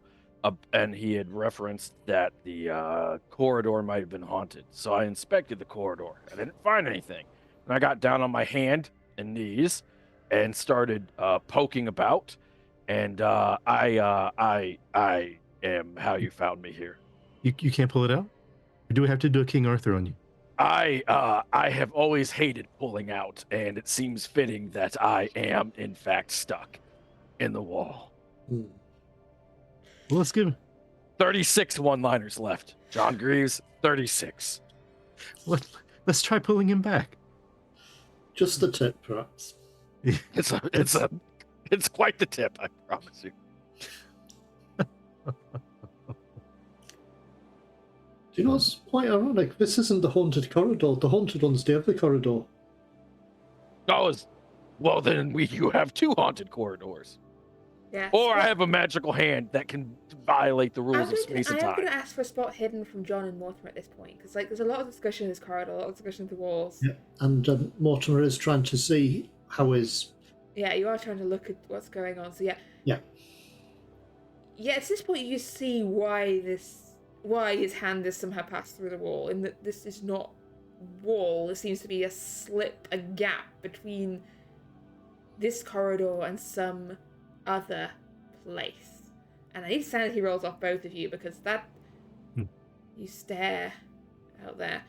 Mortimer is shockingly okay with having a crack in reality in his sister's house. My home, my old home. Your childhood fine. home. There was a crack in probably reality memories. staring through into this barren, bleak dimension that lies beyond. Would it help if I spend 1 luck to get the No, Or- for both of you, that's a success is fine Oh. for both of you. That's perfectly fine. Neither of you lose any further sanity from this. So I see his hand stuck there, and I can see effectively a rip in reality there. Yes. Can I somehow It's help like him pull his hand serious- back? Yes. Yes, you can. Would that? I don't know how I'd do that. Amos, Power roll or? Amos, give me a dexterity roll with a bonus die if your Mortimer's helping you, like, get your hand out of this. or should we just push him through? Or, No. or that. If you push me through and I die, John, I want you to know. I owe you. I have too many one-liners. I owe you one horrifying threat. Anyway, I told you. I told you about this place. You make a first attempt to try and sort of get your hand out of the crack in reality, and, like, at the first attempt you're realizing, like, oh, this is... Like, the edges of here are sharp. The edges of the world are sharp. And Why if you're not is careful, you're reality going to sharp? cause yourself severe harm. Oh, I only have one hand, gentlemen. Let's be a little gentle. You can push this roll. You can try to continue to try and get your hand out back into this dimension of the world. Keep her. Yes? No, I don't have. I don't have any. I'm a fucking accountant. I don't have any occult knowledge or any magic knowledge or whatever. Do I get the bonus dice if I push it again? If Mortimer or someone is still helping you, yes. Like, if you ever see a child get their hand stuck through some railings. Yeah. All right. Like, Is anyone you've got helping it- me? it's like Yes, I will but help you. Like your hand, they won't get out again, or the head, like, yeah. It would definitely This be is- helping you. Is this like? Does it feel like you're like one of those finger traps party favor things where you can push your finger in, but it won't let you pull it out? Essentially, yes. Hmm. But yeah, at a second attempt, you manage to get your hand back into this reality with there's only a slight cut and a little blood running down it, but your hand is back. I have my hand. I give One you a moment, hand. please. Yeah, I know you've been sitting on that one for quite some time. Hey, Maximilian, Max. Okay. All right. Mortimer, we need to leave because he is in a sunken mental place right now. So, what I would recommend is go get like a large drink and put it in his hand. We can just pass it off that he's had one too many, and then we can slowly Well, leave. Well, I've got my drink here. He could have that if he wants. Have you seen the size of this man? No. He needs like he needs like a pint times 3. Anyway, whatever. You know what? Fuck, man. I'm trying Oh, so I hard to be can't- kinder and gentler and happier, Mortimer. That's okay. You're doing a great job. I don't know if I am. How about this? I'm going to go collect my daughter, and I am going to leave. Sorry, things have gotten out of hand.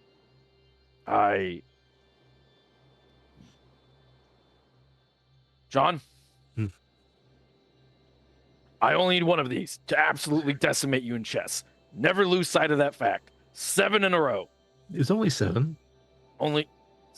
It took 12 minutes to get all those games out of there. Anyway, Maximilian, I will see you in 2 days if you're okay. To help me out with my son. Mortimer, you're invited. John, I know that you would like to accompany us. I'm going to collect my daughter and get out of here because now that I know this is a esoteric thing, it's not safe for my darling baby girl to be here. So I bid you adieu.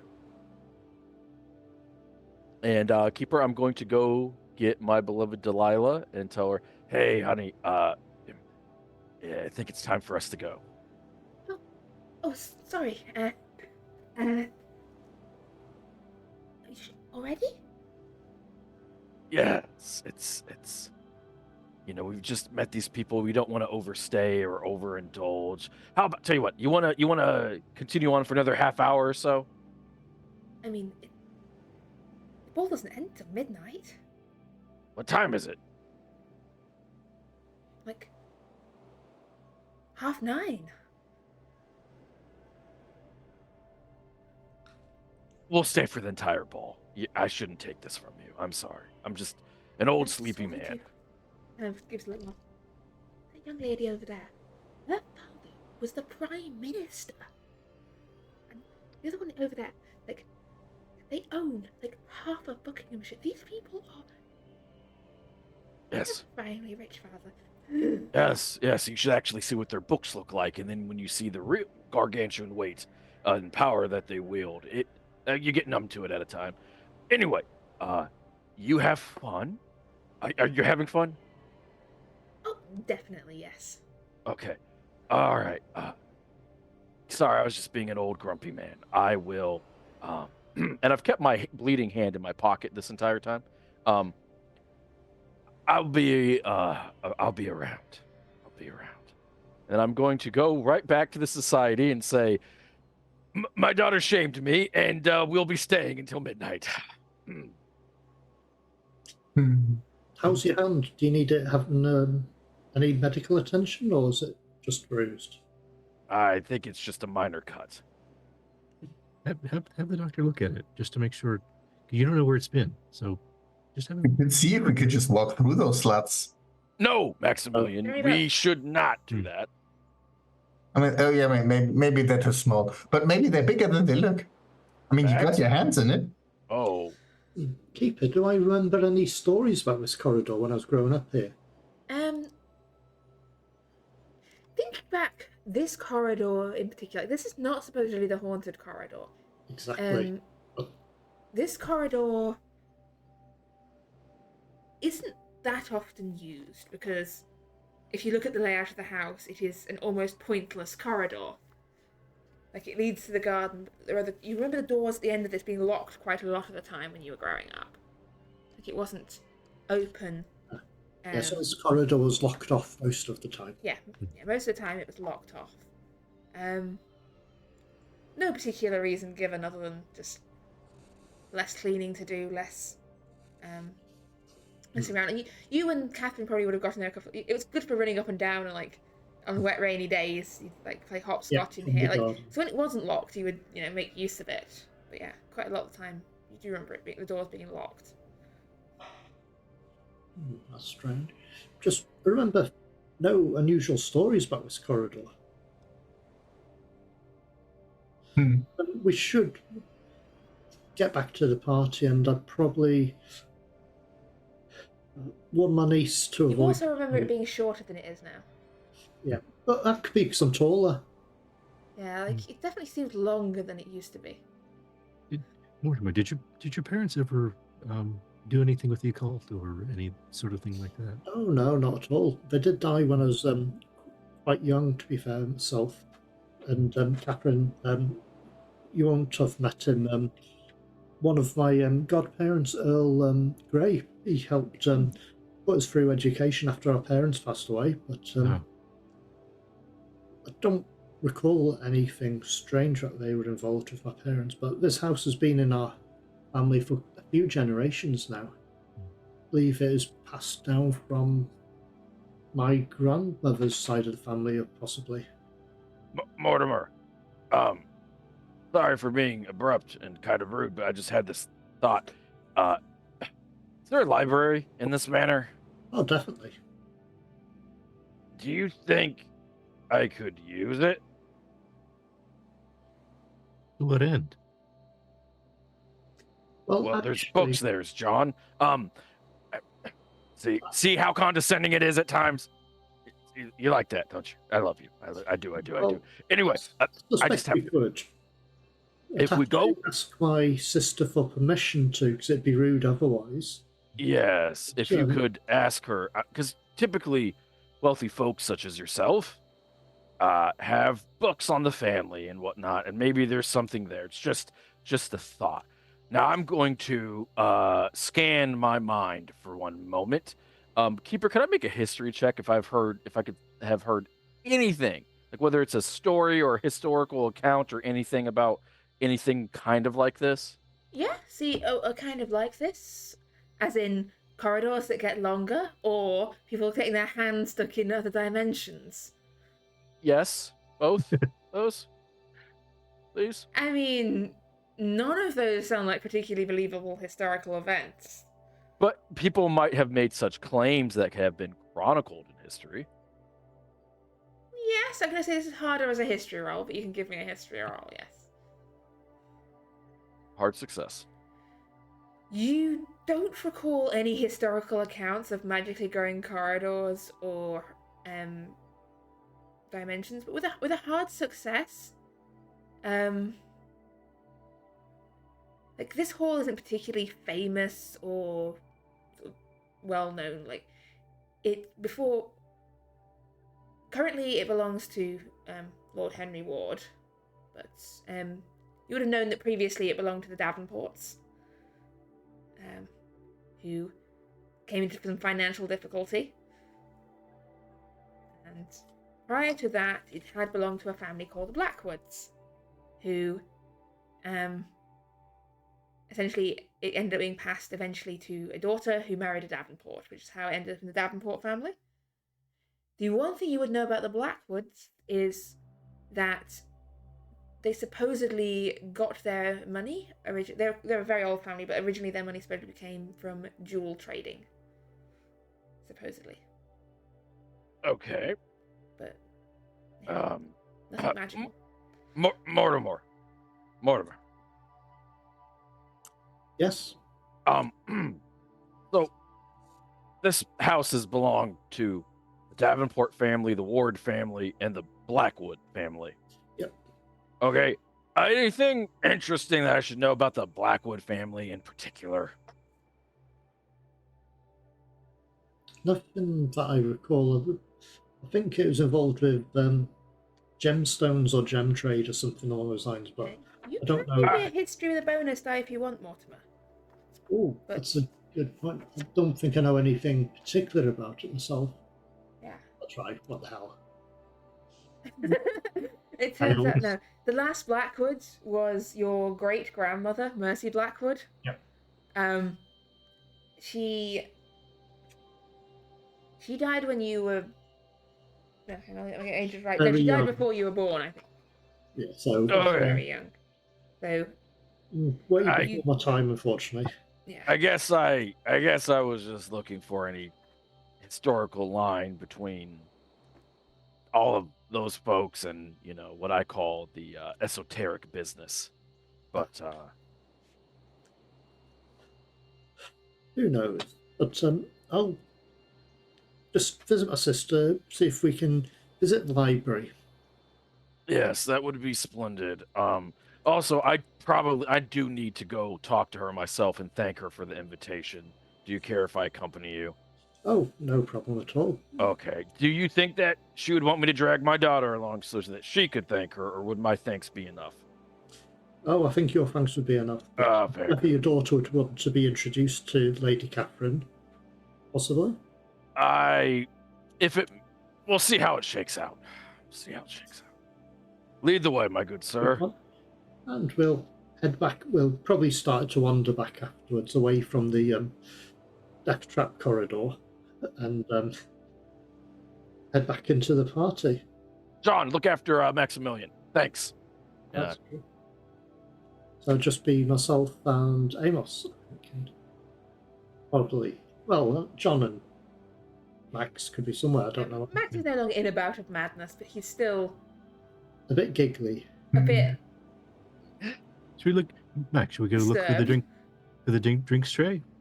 I might have continued telling stories again as a default behavioral strategy. They might just be less. I mean, maybe too real, but less real. If you know what I'm Well, driving at. there's always the Dream Realm stories. Something along those lines. Something that is probably going to be picked up more like a spooky story than something actually real, but for anybody, Or an insane story about giant murderous duck monsters. Yeah. who Probably a bit knows? far-fetched. And I'm sure the story about shooting a lion and having it turn into something else after Yeah. you skinned it. I'll tell those stories. And Mortimer and Amos will just try and find a sister. Oh, Ah. that's excellent. So, it's lovely to see you, Lady Rashley. Yes. Ah. It has been a while. When last to you? Oh, Lord Malmsley's funeral. That was it. Tragic business. Tragic business. Catherine, how have you been? Yes. Everything's going well. Yes. Yes, I was hoping to show a friend of mine, John Greaves and Amos here, the library. John Greaves is head librarian at King's College. And I know books. Yes. Yes. You can show them the library.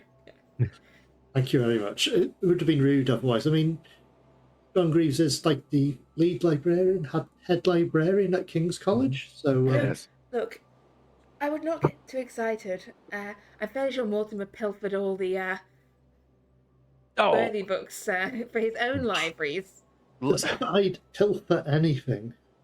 yeah, he's a scamp and a scallywag, but in the best way possible.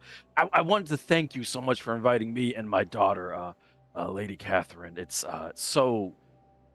nice to get out of the house and meet some people, and it's been quite wonderful for my daughter too. She's been spending a lot of time with her husband in Birmingham, so it's good for her to get back to proper London. Yes. Society can be horribly dull up north.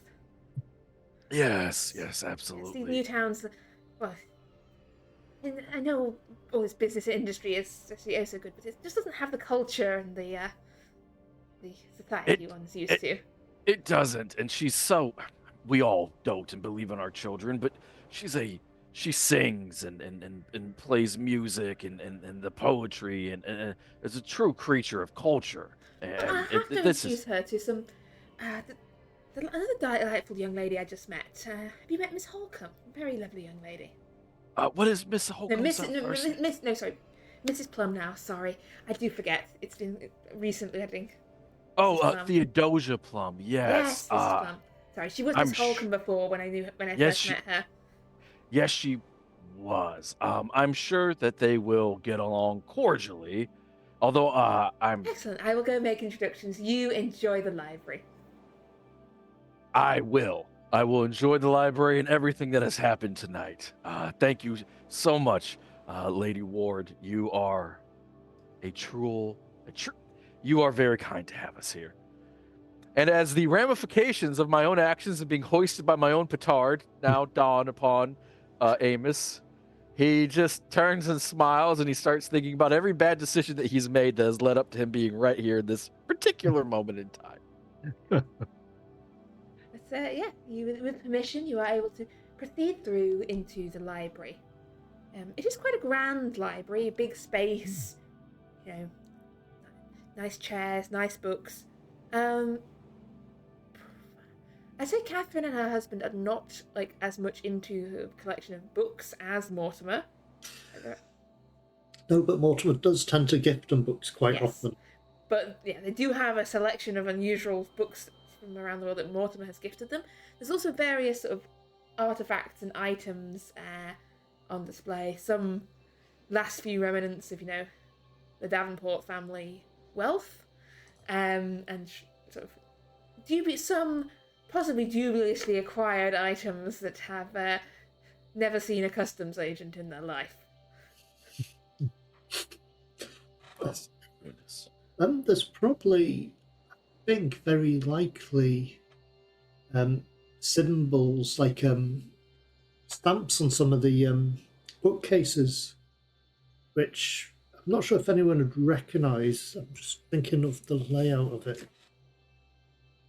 While he's doing that, can I just look around and see if I see anything of interest, from the standpoint of the society? It'll be like an emblem of some sort on the bookcases. It looks like an E, I, and T with an inverted Y splitting them. I'm not sure how familiar anyone here would be with that. Probably not at all. Anyway, it's just like an engraving on some of the bookcases. Do you care if I look into your? There's just something about the Blackwoods. It's just really sticking to me. Do you care if I? Sure, there's something here to do with family history or local history, at least. Yes, yeah. There would be sort of a family history and a local history sort of section. Can I do a library use roll then? Yes, you can. What are you looking for in particular? What sort of things are you looking for? So I'm specifically, I care about the family lineage, but specifically the Blackwoods, and I want to do a historical delve on if they have anything occultish, anything that might stick out. I know that's kind of broad, but that's just kind of how he's, research. Like you start broad and you kind of narrow your way down. That's how they taught us in crappy law school, anyway. Can I make that roll? Yes, you can. I think Mortimer will probably have a look as well regards I'll spend the luck. similar thing really. See if there's anything unusual about the Blackwood family, in particular, like this corridor or anything strange stories about strange worlds and stuff like that. Okay, yeah. So you're particularly interested in the corridor and strange. Well, actually, just maybe family tree stuff, possibly, but just general family history tied with the property. Just feel free to have a search around. John and Maximilian, had you followed them through to the library? Are you in there with them as well? Mm-hmm. Yes. I don't think Maximilian would have. He's not in a state that would be conducive to additional. He wants to tell stories and get drunk. Exactly, he's getting drunk really badly. Okay, so John, were you looking for anything in particular, so I can divide out what knowledge you get and what knowledge Mortimer might get? Mortimer will get more. I was just looking for any titles or anything that might shed light on the corridor itself. Okay, so I'll start with you. The corridor is one of the older parts of the house. The house itself was rebuilt and remodeled quite extensively in about 1705. Okay. But the corridor predates that. It's from an sort of earlier floor plan of the house. So it dates back to before the ballroom was built, before sort of the new design of the house was arranged. So it's a remnant of an older design. Okay. Any indication of when maybe the original house might have been built? The original house, like 1342 or something. The current house, 1705 by Humphrey Blackwood. But the previous house was a Tudor manor house. Dating back, that one would have been 1530. Okay. Then was enlarged and rearranged Jacobean one in like the 1611. Like it's been remodeled and redone several times, but the older manor house that this is based on is from the 16th century. Okay. And Mortimer, what were you saying? You're interested in family history and corridors. Yeah, well, the family history mainly, and any unusual stories or anything that strikes him out as being not ghost stories as such, but no, because he understands mythos as such. He knows what to look for, which isn't normal superstition. So Anything unusual like that. yeah. anything unusual and the family history. Yeah. So, yeah, I you could be know tied in with Mythos type stuff. that the house, this current house, was built by Humphrey Blackwood, who is your many times great great great grandfather. Yep, long time ago. A long time ago. And there are various family records sort of dating back throughout history. Sort of listing people was an extensive, almost too extensive family trees with tangles of Blackwoods going back generations. Most of whom seem to have lived and been buried on these grounds. There'd be a mausoleum somewhere that commemorates them. There's been a house on these grounds actually probably even prior to the Tudor Manor. Like, there was a medieval house here before that. This has been inhabited by them. In fact, that's what would strike you unusual. The Blackwood family have lived here for a very, very long time. Essentially, possibly predating the Norman conquest. They have lived on this particular site all that time. That's a bit unusual, isn't it? Yeah. And they're said to have made their money from jewel trading, selling gemstones originally. And I'm guessing There doesn't there's seem to be much record to like authenticate that. Like that's the rumor you know, but there's nothing in these histories or books that seems to back up them like it doesn't seem owning any mines. I was going to say there doesn't seem to be the sort of land you'd expect mines on, so unless it's to do with importing from abroad, perhaps. But Perhaps, then yes. again, Perhaps the family tradition of dubious import-export began early. very possibly. But there's nothing unusual in the family history. Family history. Curses or anything like that. Pardon, what was the last word? Curses, family curses, or things like that. No such thing as curses. Exactly. That's what I'm asking. Oh, you're looking back generations. I said the last Blackwood was your great grandmother, Mercy Blackwood. She was an heiress. She had inherited the entire house quite young after the death of her father, Alistair Blackwood, who is recorded to have died in a tragic accident.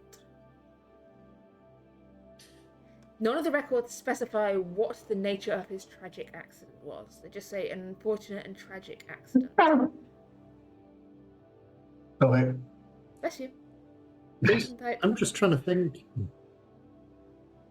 A lot of these old families, they try to paint themselves in a good light. So, is it when it says tragic accident? It doesn't go into any more further details as such. Was it on site here, or does it just say it doesn't give any details. It just says a tragic accident. And it was a long time ago as well. Yes, this was back in 1799. Oh, before my time, anyway. Yes, this is over. Well, no, not over. This is almost 100 years ago.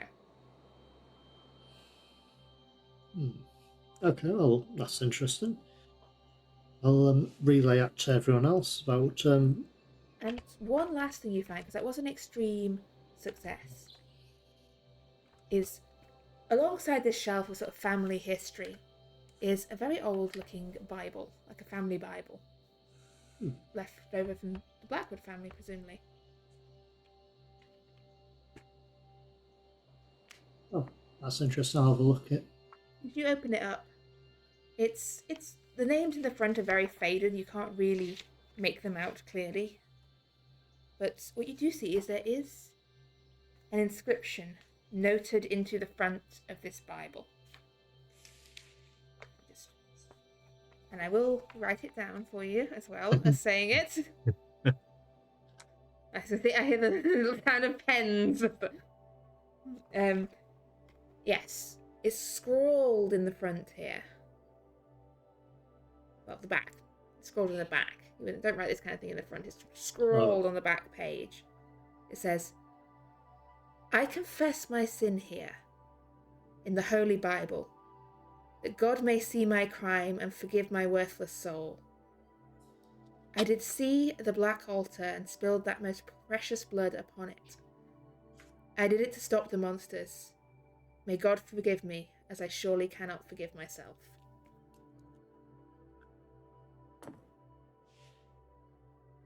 That sounds rather ominous. I'll point it out to the other gentleman. And you see it scrawled here in the back of this Bible. Is it signed at all? Is there a name on it? There are initials at the end of it. It just says A.B. As in Alistair, the one who had... Was he the one with the tragic end, or...? Yes. So it could be...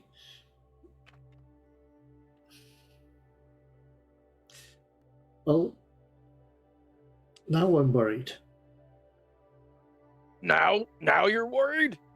Well, it mentions Black Altar. I've seen a Black Altar before, somewhere else. Was it here? No. It's tied in with the Black Barrow.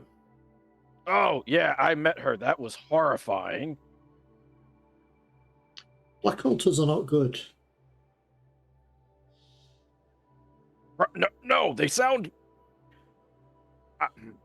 we do this thing where we say a very obvious thing, and then we that's almost... Oh, I'm sorry. I'm tired and cranky. I don't quite believe it could happen here, but I was hoping this would be a nice, quiet party with nothing strange. Well, it's us. I mean, your name is Mortimer Davenport. I was literally joking about how you're probably like haunted as a person. Shouldn't have made that joke. John Greaves laughed really hard at it though, so you should be mad at him if anybody. But did he know my middle name by any chance? Archibald. Archibald Davenport. Oh, mad. Yes. Well, It's the initials on my medical bag. Dr. Mad. If they only knew. Yes. Oh, God. So, one of your colleagues is a snake person. So that's just phenomenal, really. It's true. I bet there's stranger things out there that we haven't even seen yet. Who needs ghost stories when you're living in one? Very true. But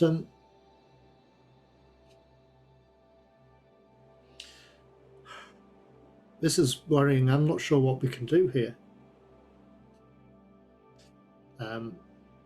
Well, I have an idea. You're not going to like it. Probably not, but I think that corridor needs to be locked off. Either that, or we kind of just barge on through and see what we get. You say going through to the other side. Might be a long way home. I mean, we need to find out what that is, right? And then we need to close it so that nobody gets stuck there. Yes. So I think we should try doing this a couple days, because not that I'm all important, but I would like my daughter to at least get home before she has to come back to bury her father or visit him as a maimed, bloody pulp in a hospital. This is probably not the best time to try and investigate this, being that there's a party going on. Yeah, your point is well taken. I apologize. We can always look into it soon, perhaps like tomorrow, or as he's saying, a couple of days. I'll probably walk. Yeah, let's have a good drink. I think we should go and be sociable, but I do probably need to have a word with my sister to see about that corridor. Does she know, by the way, about you and what you do, like what we do? No. There's no way. She thinks the society's slightly eccentric. There's no way she doesn't know. She is far too intelligent. Oh, she's much more intelligent than I am. Probably not. She really is. No, considering the fact that you have access to otherworldly and planar knowledge, I'm gonna go with no. She might be traditionally smarter than you, but I mean, she's definitely smarter than John. Hey, think what I need to try and do is see if I can find any more information out about this altar. I don't think there's any information here, but I did take I borrowed a number of books from here some time ago,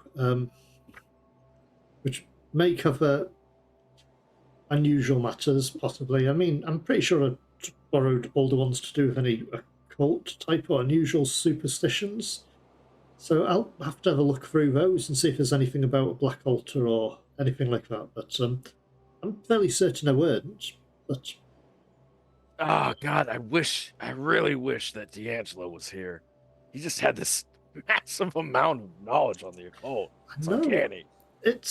I'm just surprised he missed this. This was a chance to relax. And unwind. No, he kind of hates us. Like slightly, there's a smidge of disdain that he has for all of us. Probably earned, quite frankly. I do love that curmudgeon though. I mean, let's be honest. Let's be honest. Whenever we're together, there's something like that. Yeah, no, you're not wrong. I hang out with a haunted doctor, a cursed librarian, and a beleaguered battle man. That would be you, Maximilian. Beleaguered. Beleaguered. I see. Besieged. Would you prefer besieged? I don't know. It's my head is weird right now. Hey, Max, I have an idea. Let's go drink. Yeah. Let's go drink. You two see who can drink the most. It's him. It's 100% him. Is your sister that rich? Oh. The society has plenty of rum from a gift from Captain Hargreaves from some time. Yeah. Oh, We should really get back and mingle and be sociable and we should. put up Your sister, appearances, at least for now. your sister is going to introduce Theodosia, to my daughter. Now, I had a word with Theodosia about. I didn't threaten her, but I did make clear the consequences. She had an understanding. I think we should be fine. But if you see her spending too much time with my daughter, please let me know. Now I think about it, I did slightly threaten her, but it was a justified threat, which means I'm still right with the Lord. All right, drinking time. Let's go. I mean, let the two be girlfriends if they want to. Oh, You're either too drunk or not drunk enough. Oh. Well, that is tautological. Anyway, I grab Max with my one hand and I take him down the stairs to get him a drink. Okay, so you head back into the ballroom. The conversation is getting a little louder as the evening goes on. It's still polite conversation, but the people are increasingly tipsy to drunk. That's true. That's true. Having conversations, you do see that your daughter is engaged in conversation with Theodosia Flum. I'm going to lock eyes with Theodosia and smile. She sort of gives you a look of, it can only be described as, I give her a nod and a look of like, I know, but I know, you know. yeah. Yeah. So is your intention essentially just to enjoy the rest of the evening and try not to think about what's just on the other side of that wall over there? Yes, at least for me personally. I think Mortimer will probably try and take an opportunity to talk to his niece if she's still about. But other than that, I think it's probably getting on in the evening, really. So, yeah, it's probably too late to do anything about the corridor as such, but you probably would like. It is entirely up to you whether you decide to do anything about it tonight or not. I'm sure the corridor is open all hours. Yes.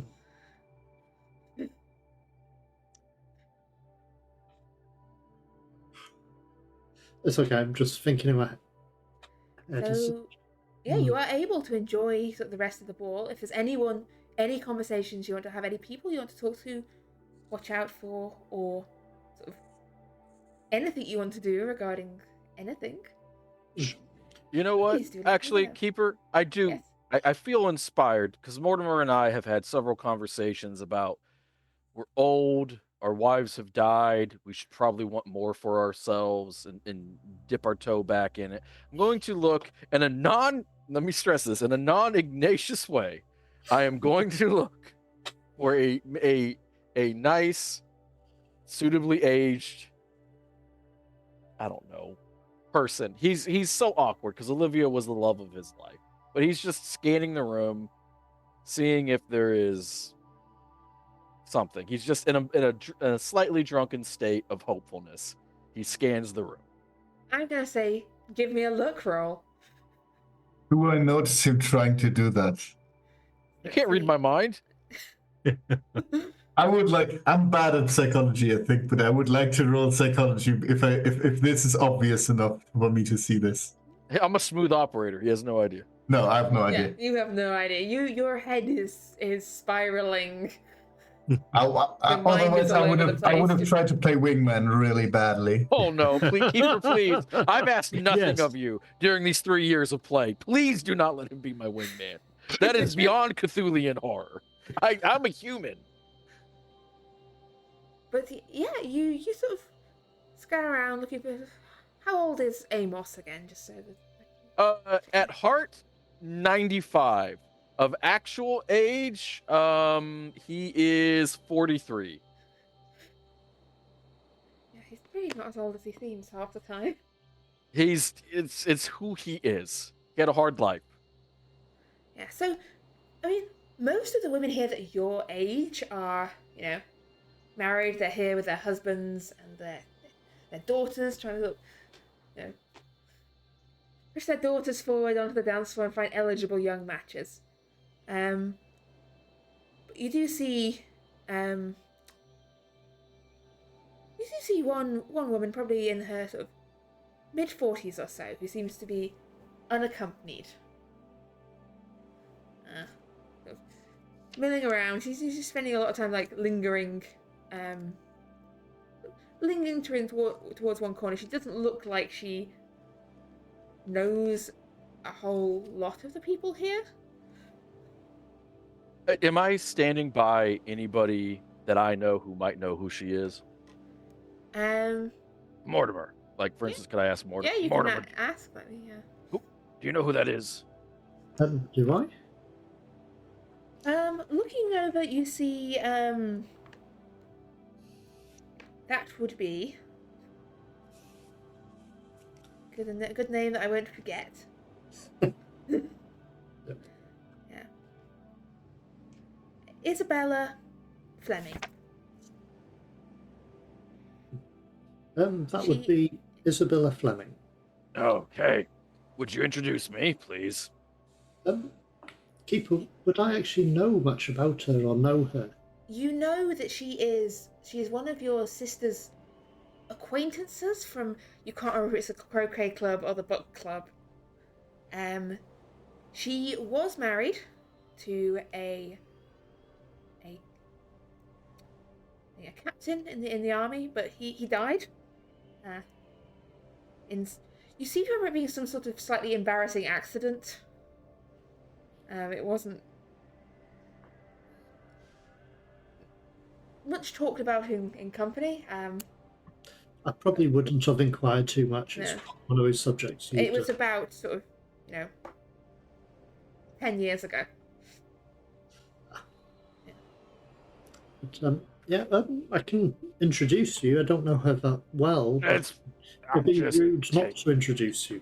I'm just taking your advice about trying to get myself back out there. Oh, it's definitely... We should. I mean... It's daunting, given the fact that I am down an arm, but I should at least try. If I try once, then maybe my daughter At least won't there'll be a harp on me so talking much. point. Oh, yeah. Hey, do you want to hear the story about how I lost my left arm? No, that's not a fucking talking. Lost it in a chess game. I don't lose at chess. More absurdities. Just go. Okay, Especially let's when get I play going. Especially when I play John we'll- Greaves. He's we'll horrible. We'll head towards her. I'll never lose to John.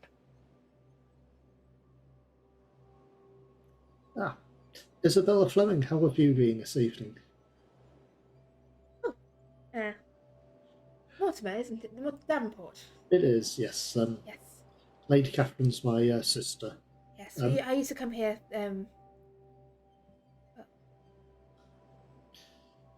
think when Some time we were ago. young. It seems a long, long time ago. It has. Time flies by. I'd like to introduce you to a friend of mine, Amos Thompson here. He doesn't actually know a number of people at this function. I thought it'd be a good idea to introduce him to as many people as possible and mingle. It's a pleasure to meet you. I'm Amos Thompson. Isabella Fleming. Nice to meet you, Isabella. Yes. And Keeper, we don't necessarily have to role play all of this out. Can I just make a charm roll to see how the Yes, conversation goes? How the conversation goes. Yeah, she's. All right, charm. Oh no. It goes extremely well. Like, she's pleasant company, and she seems to enjoy your company, and she'll talk. If you offer her a chance to dance, she'll dance. Obviously, only like one dance, maybe two. Nothing, nothing unseemly. I would say something like, I'm still learning how to dance with try to make a joke out of it.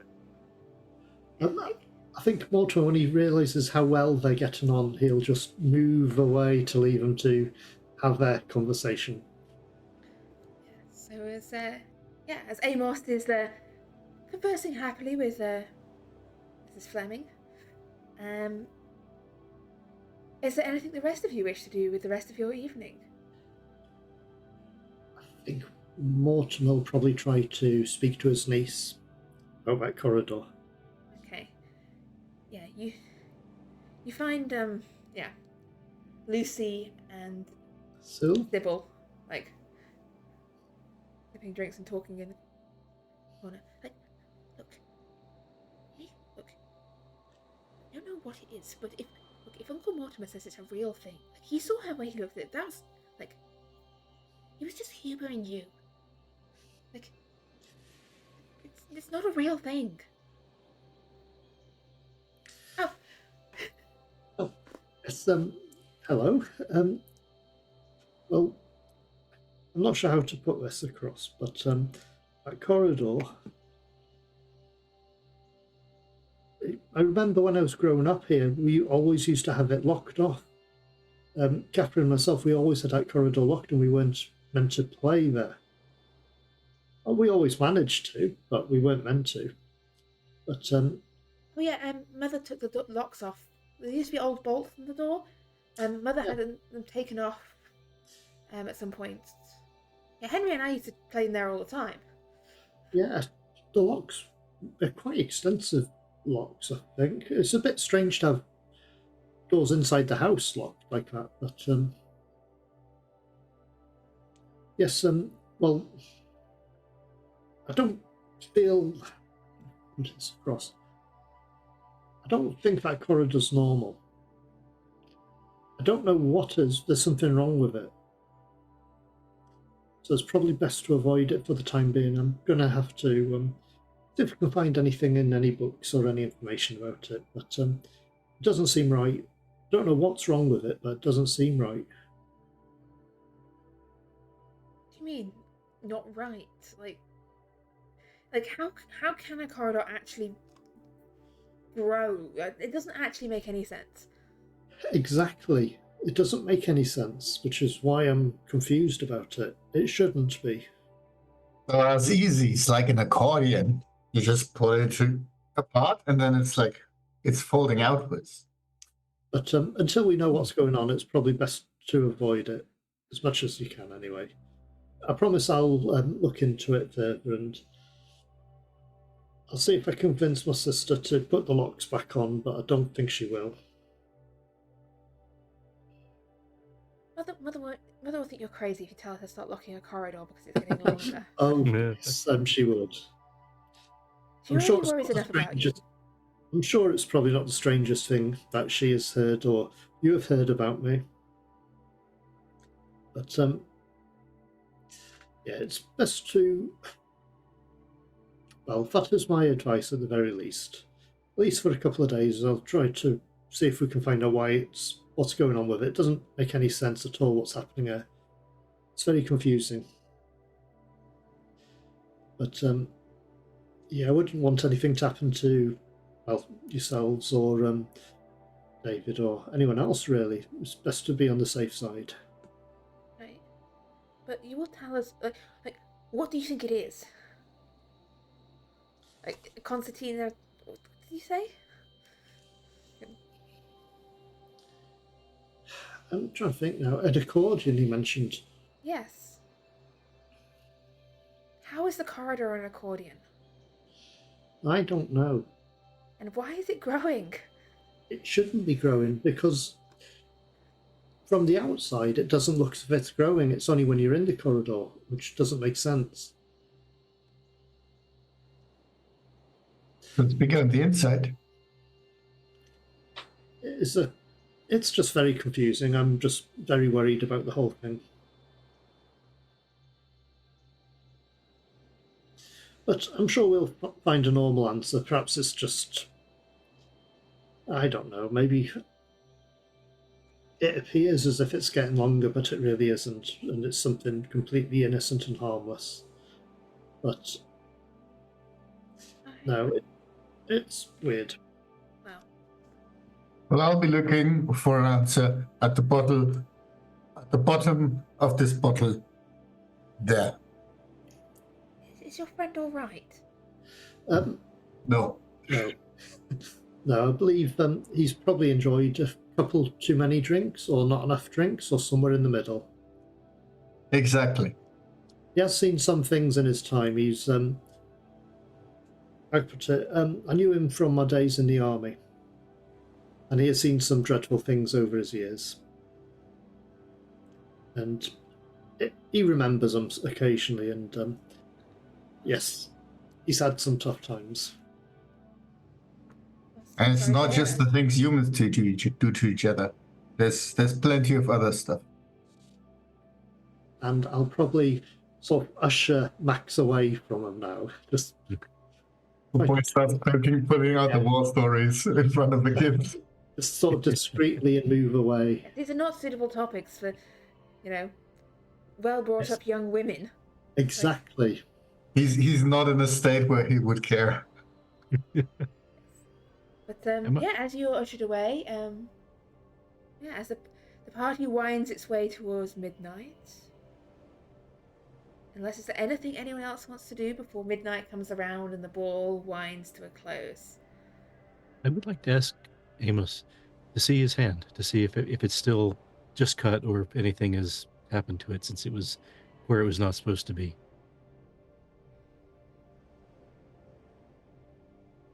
John. I'm dancing. I'm sorry, Isabella. This is my friend John Greaves. No, He- it wasn't while you were dancing. This is after you were done at some point. I I've wouldn't not interrupt. stopped dancing. It's a long dance. And Isabella, this is John Greaves. He's a wonderful man. He's one of the smartest men I've ever known. And a good, kind man. He's as kind as he is intelligent. Mr. Greaves, Miss Fleming is Mr. Greaves. Pleasure to meet you. And I'm giving him a look that says, "Go away, John." Okay. All right. This was meant to happen after you were finished dancing, but okay, we'll go with that. Yeah. Yes. I would imagine that I've not left her company. Yes. Okay. Well, the party winds its way towards midnight. And as midnight draws around, guests begin to depart, carried, like some of the early leavers have already left, but eventually, it comes to the point where you can tell that the band's starting to pack up. They're starting to like open a few windows to let in some cold air. Sort of encourage everyone to get their coats and start heading home. The party winds to its end.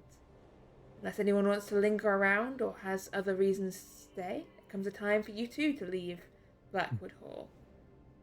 Thank you from Mortimer on that. If he's packing up to go, then I guess I would too. Yeah. You would be able probably to stay if you wanted to stay, but it's your choice.